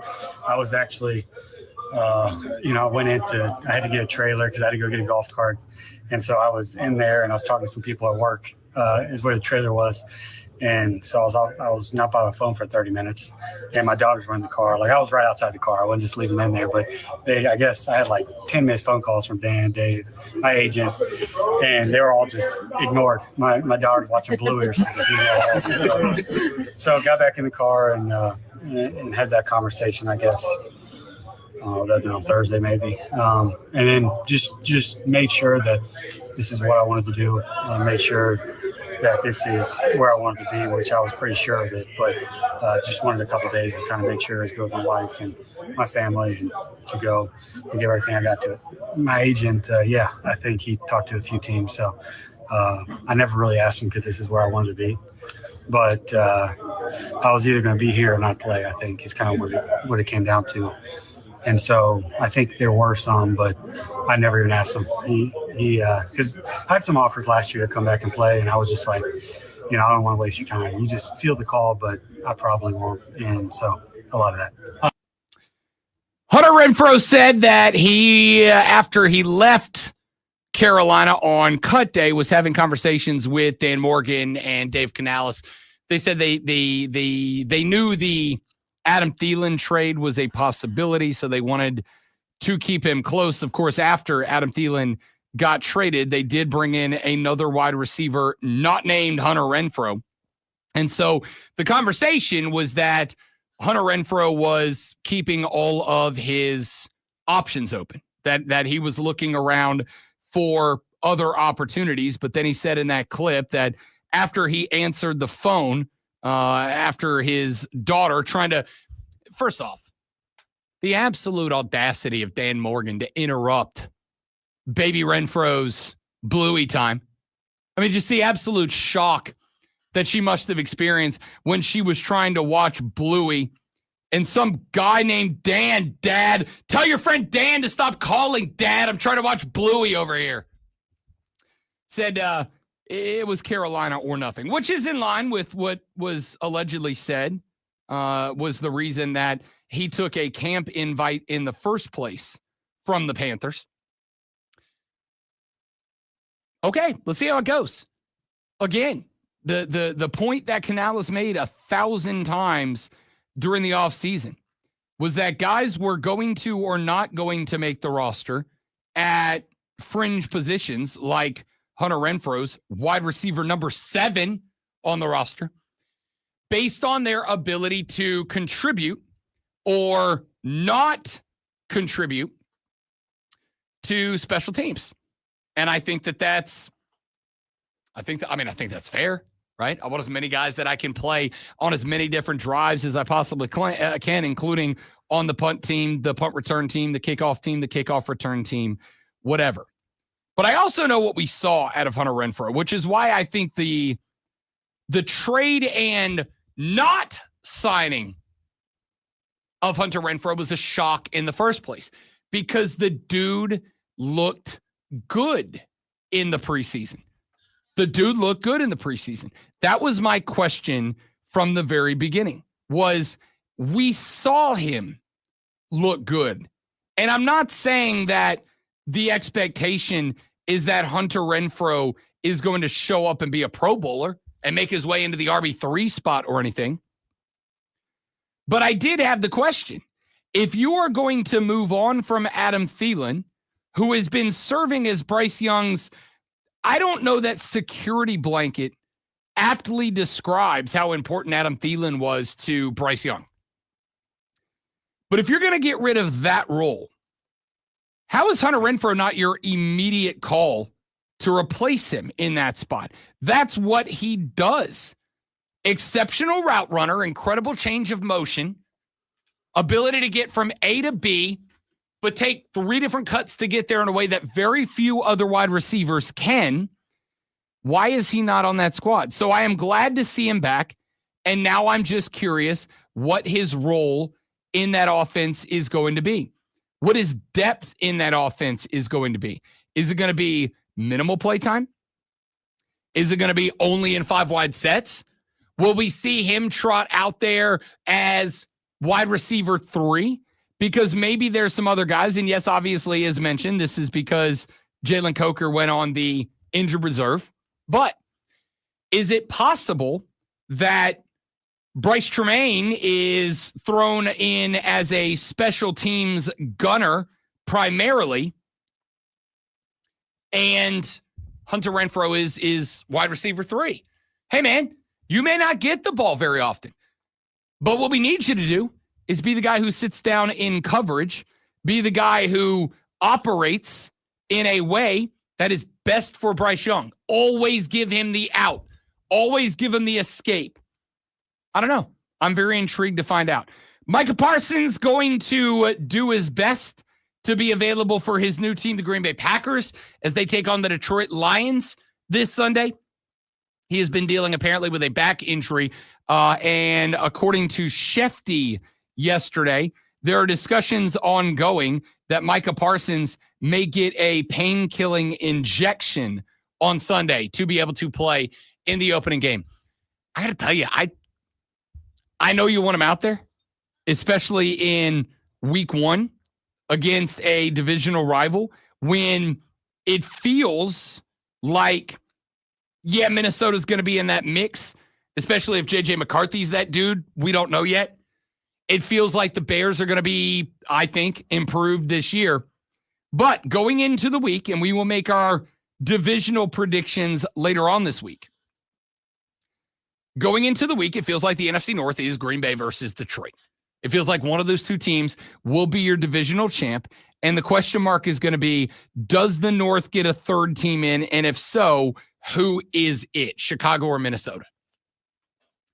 I think I got to sit Micah Parsons.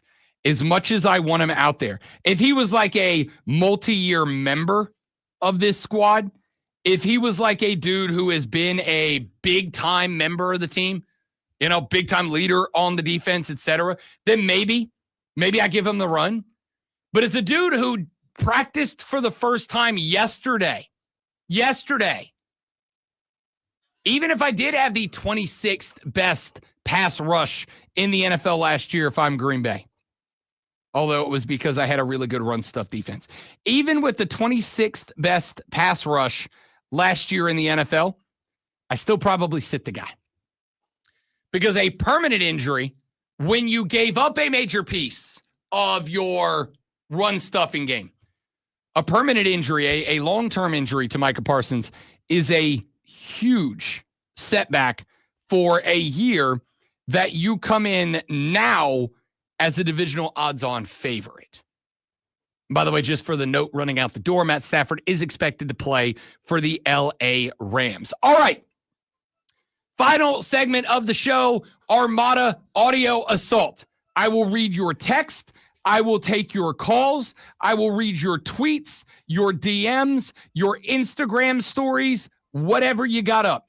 844-326-3663 is the phone number. 844-326-3663 is the number. Shoot me a text. Shoot me a phone call. Get on the air. I have to tell you, I got told this morning by a coworker, not one that's on our station, one that's on another. I got told this morning when I said, I expect a busy day on the show today. You won't have one. And I said, why? College football week 1 in the books, heading towards NFL week 2. His response was, Clemson lost You won't hear a damn thing from them. And so far outside of Tiger Pal Rachel, we ain't. Your thoughts? You're welcome to change the narrative. Back after this on the Rob Brown Show in the Fan Upstate.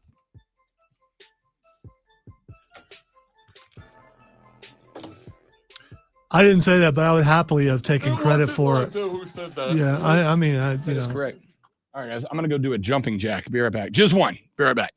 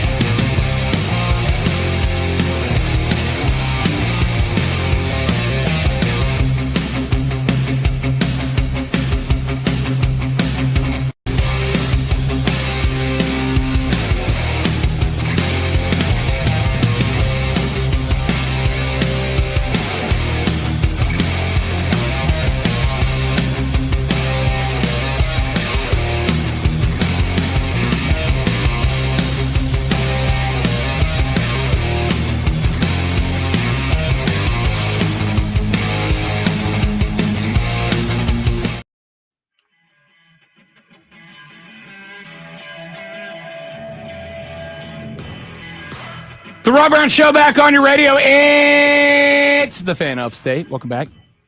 Steven said, listen, Rob, just because you don't like hanging out with us in the chat anymore during the break doesn't mean we're not on here contributing and talking about it. I made several mentions of Clemson this morning. Yes, you have, Steven, and I have referred to a couple of them, as I have with Kane, who said, quote, I haven't been quiet at all about Clemson. I'm not pleased with the team at all, and I don't have a problem being honest about it. I believe in Cade, and I believe in the defense, but the coaching is trash. Jacob said, Clemson is ESPN's baby boy. They'll still be ranked probably still in the top 10. Clemson fans in general are notoriously quiet when they lose, especially the ones that were around before Deshaun and Trevor. Look, as far as Clemson goes, I have staked my take from week one. And my take is this. I don't like to bring up old stuff. But sometimes, if you'll pardon the expression, a tiger don't change its stripes. Now, I don't think that phrase has ever been more appropriately used than it is about Dabo Swinney. And there are elements of that I understand are somewhat endearing about Dabo Swinney. That he is going to do it his way, and he is going to do it unapologetically his way.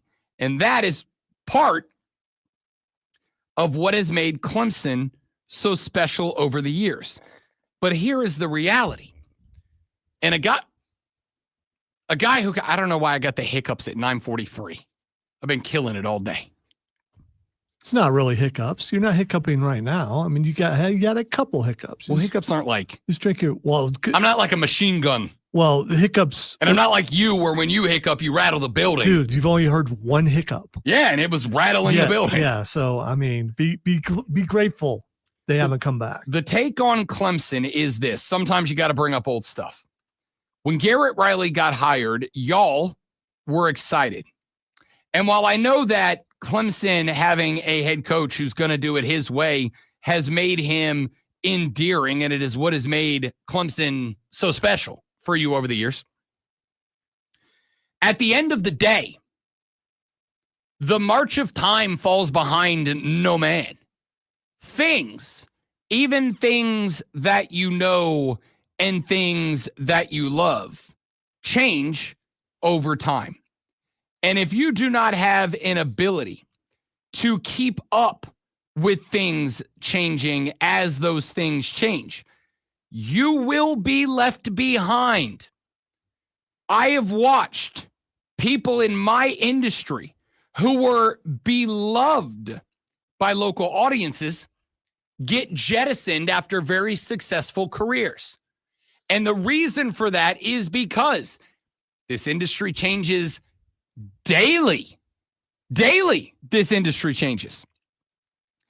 And if you have not been prepared to jump onto the digital world, if you are not prepared to make yourself a social media presence, if you are not prepared to podcast, if you are not prepared to work more than your 3 or 4 hour air shift,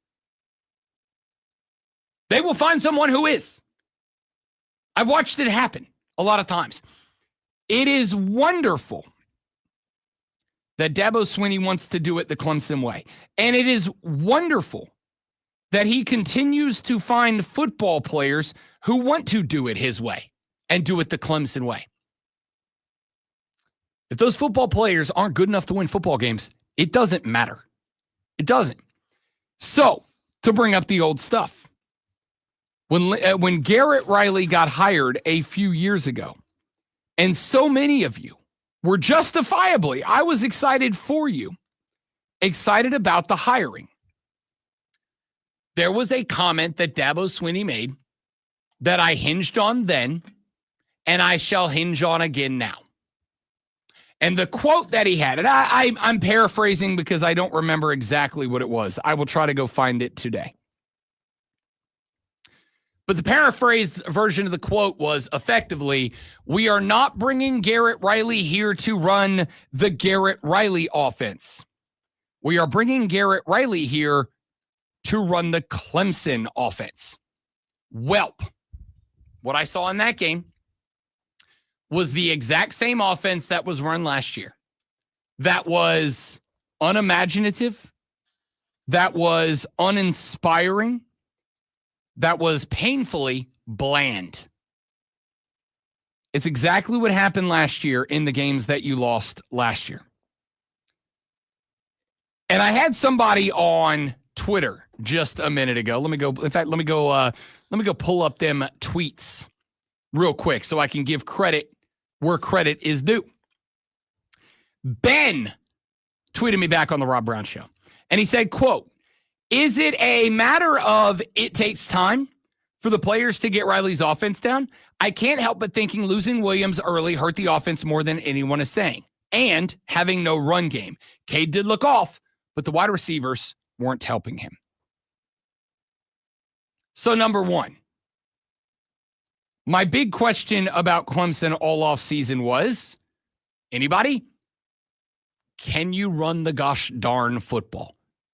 Or as you will hear me scream into this microphone many times throughout the course of the year, run the damn ball! Somewhere in the back of the old Rob Brown Show closet, I have a shirt that just says run the damn ball. Because even I, who loves some high-flying theatrics, recognizes if you want high-flying theatrics, the best way to go find them is to run the damn ball. Well, you can't. You can't. You didn't. And as far as taking some time to learn Garrett Riley's offense, number one, was there anything that you saw? Was there anything that you saw about that offense that you went, yeah, that's creative. There's some ingenuity there because there wasn't for me? Well, your quarterback certainly is not new. 3/5 of your offensive line are returners. Your wide receivers are not new. Like, they haven't had time? They haven't had time to learn Garrett Riley's offense? No.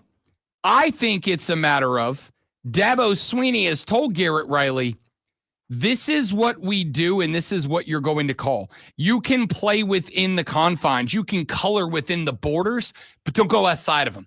And I think you just have a vanilla, bland, unimaginative offense because that's the Clemson way, and Dabo's not going to stand for anybody changing it. Losses be darned. And now, the Rob Brown Show presents Twitter. Now it's time for What the X, and Rob telling us what the X is going on. The first thing that's Xing is AJ Lee. AJ Lee Xing because there is growing anticipation, excitement, expectations that AJ Lee, the wife, of course, of Phil Brooks, a.k.a. CM Punk, may be returning, and that was heightened by a confrontation between Becky Lynch, who cost CM Punk Seth Rollins' championship at Clash in Paris, and then on Monday Night Raw showed up and slapped the taste out of Punk's mouth in the ring. Multiple times. I mean, she smacked him a bunch. And he did not flinch, which is, man, it's hard to not flinch when someone smacks you in the face. Not only did not flinch, but said to her, your husband is going to regret cashing in on me, and you are going to regret putting your hand on me. But then he immediately left, and the belief or the hope amongst many fans is that the legendary Black Widow is going to return to enact her vengeance. My bet is it's going to be Rhea Ripley, but we'll find out. Well, there was a backstage thing between he and Pierce. I saw that too when he said, "Where's SmackDown going to be?" And it is in Chicago, the hometown, of course, of the Windy City. It's gonna be AJ Lee. Well, I hope so, because I'm going to keep it a buck. AJ Lee is one of my favorite female wrestlers of all time.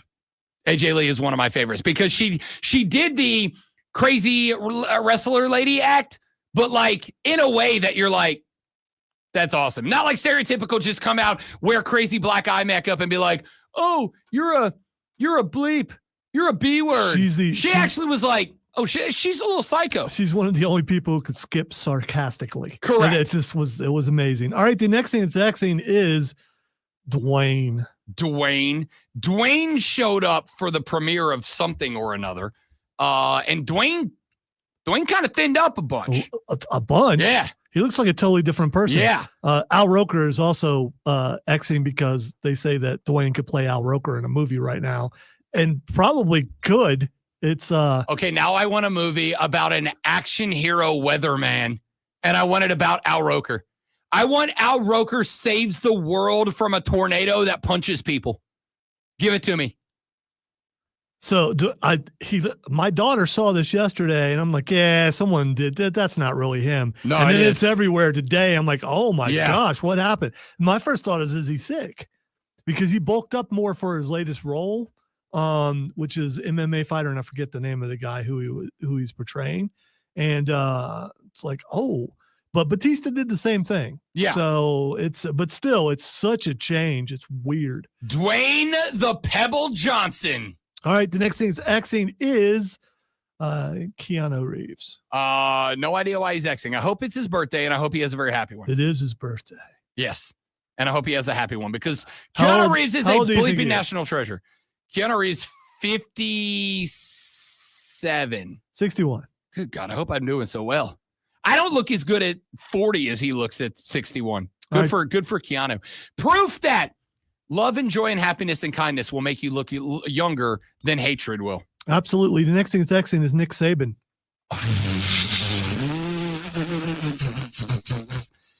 Bama fans are scrambling to figure out, can we afford his buyout and can we buy out Nick Saban from ESPN? Also, the last thing, and I don't know why he's Xing, but I got to say it anyway. Bill Belichick is Xing.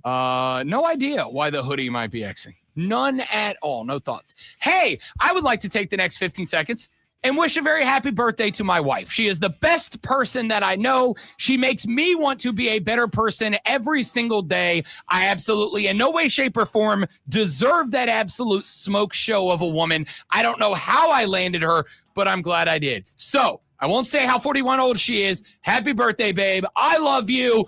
I love all of you too, listeners. And we'll see you back here tomorrow on the Rob Brown Show in the Fan Upstate. Later.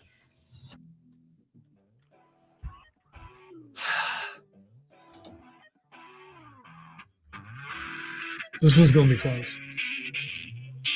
No, it's not. We've gone longer than this, like 7 times. Here's what you're believing, that all breaks are the same, and they are not. Dabo has been producing his own rat poison by being a stubborn idiot. Doesn't matter what ESPN has been doing, in my opinion. Nice. Dwayne's current run going as well as Will Smith's. Oh, I don't know. This is the bounce back. Yeah, no, Will's on a level his own. Oh man, Steven, I will pass on your regards to the missus. I certainly will. To everybody else, I'm leaving. I have to go home. My dog got out of her crate and she's destroying my house, so I have to go stop that from happening. Thanks for being here. You're all amazing. We appreciate it. Follow the show if you haven't done already. If you have, tell your friends to do the same thing. You're all amazing. Have a great day. Goodbye. Thank goodness. I'm having trouble counting because you're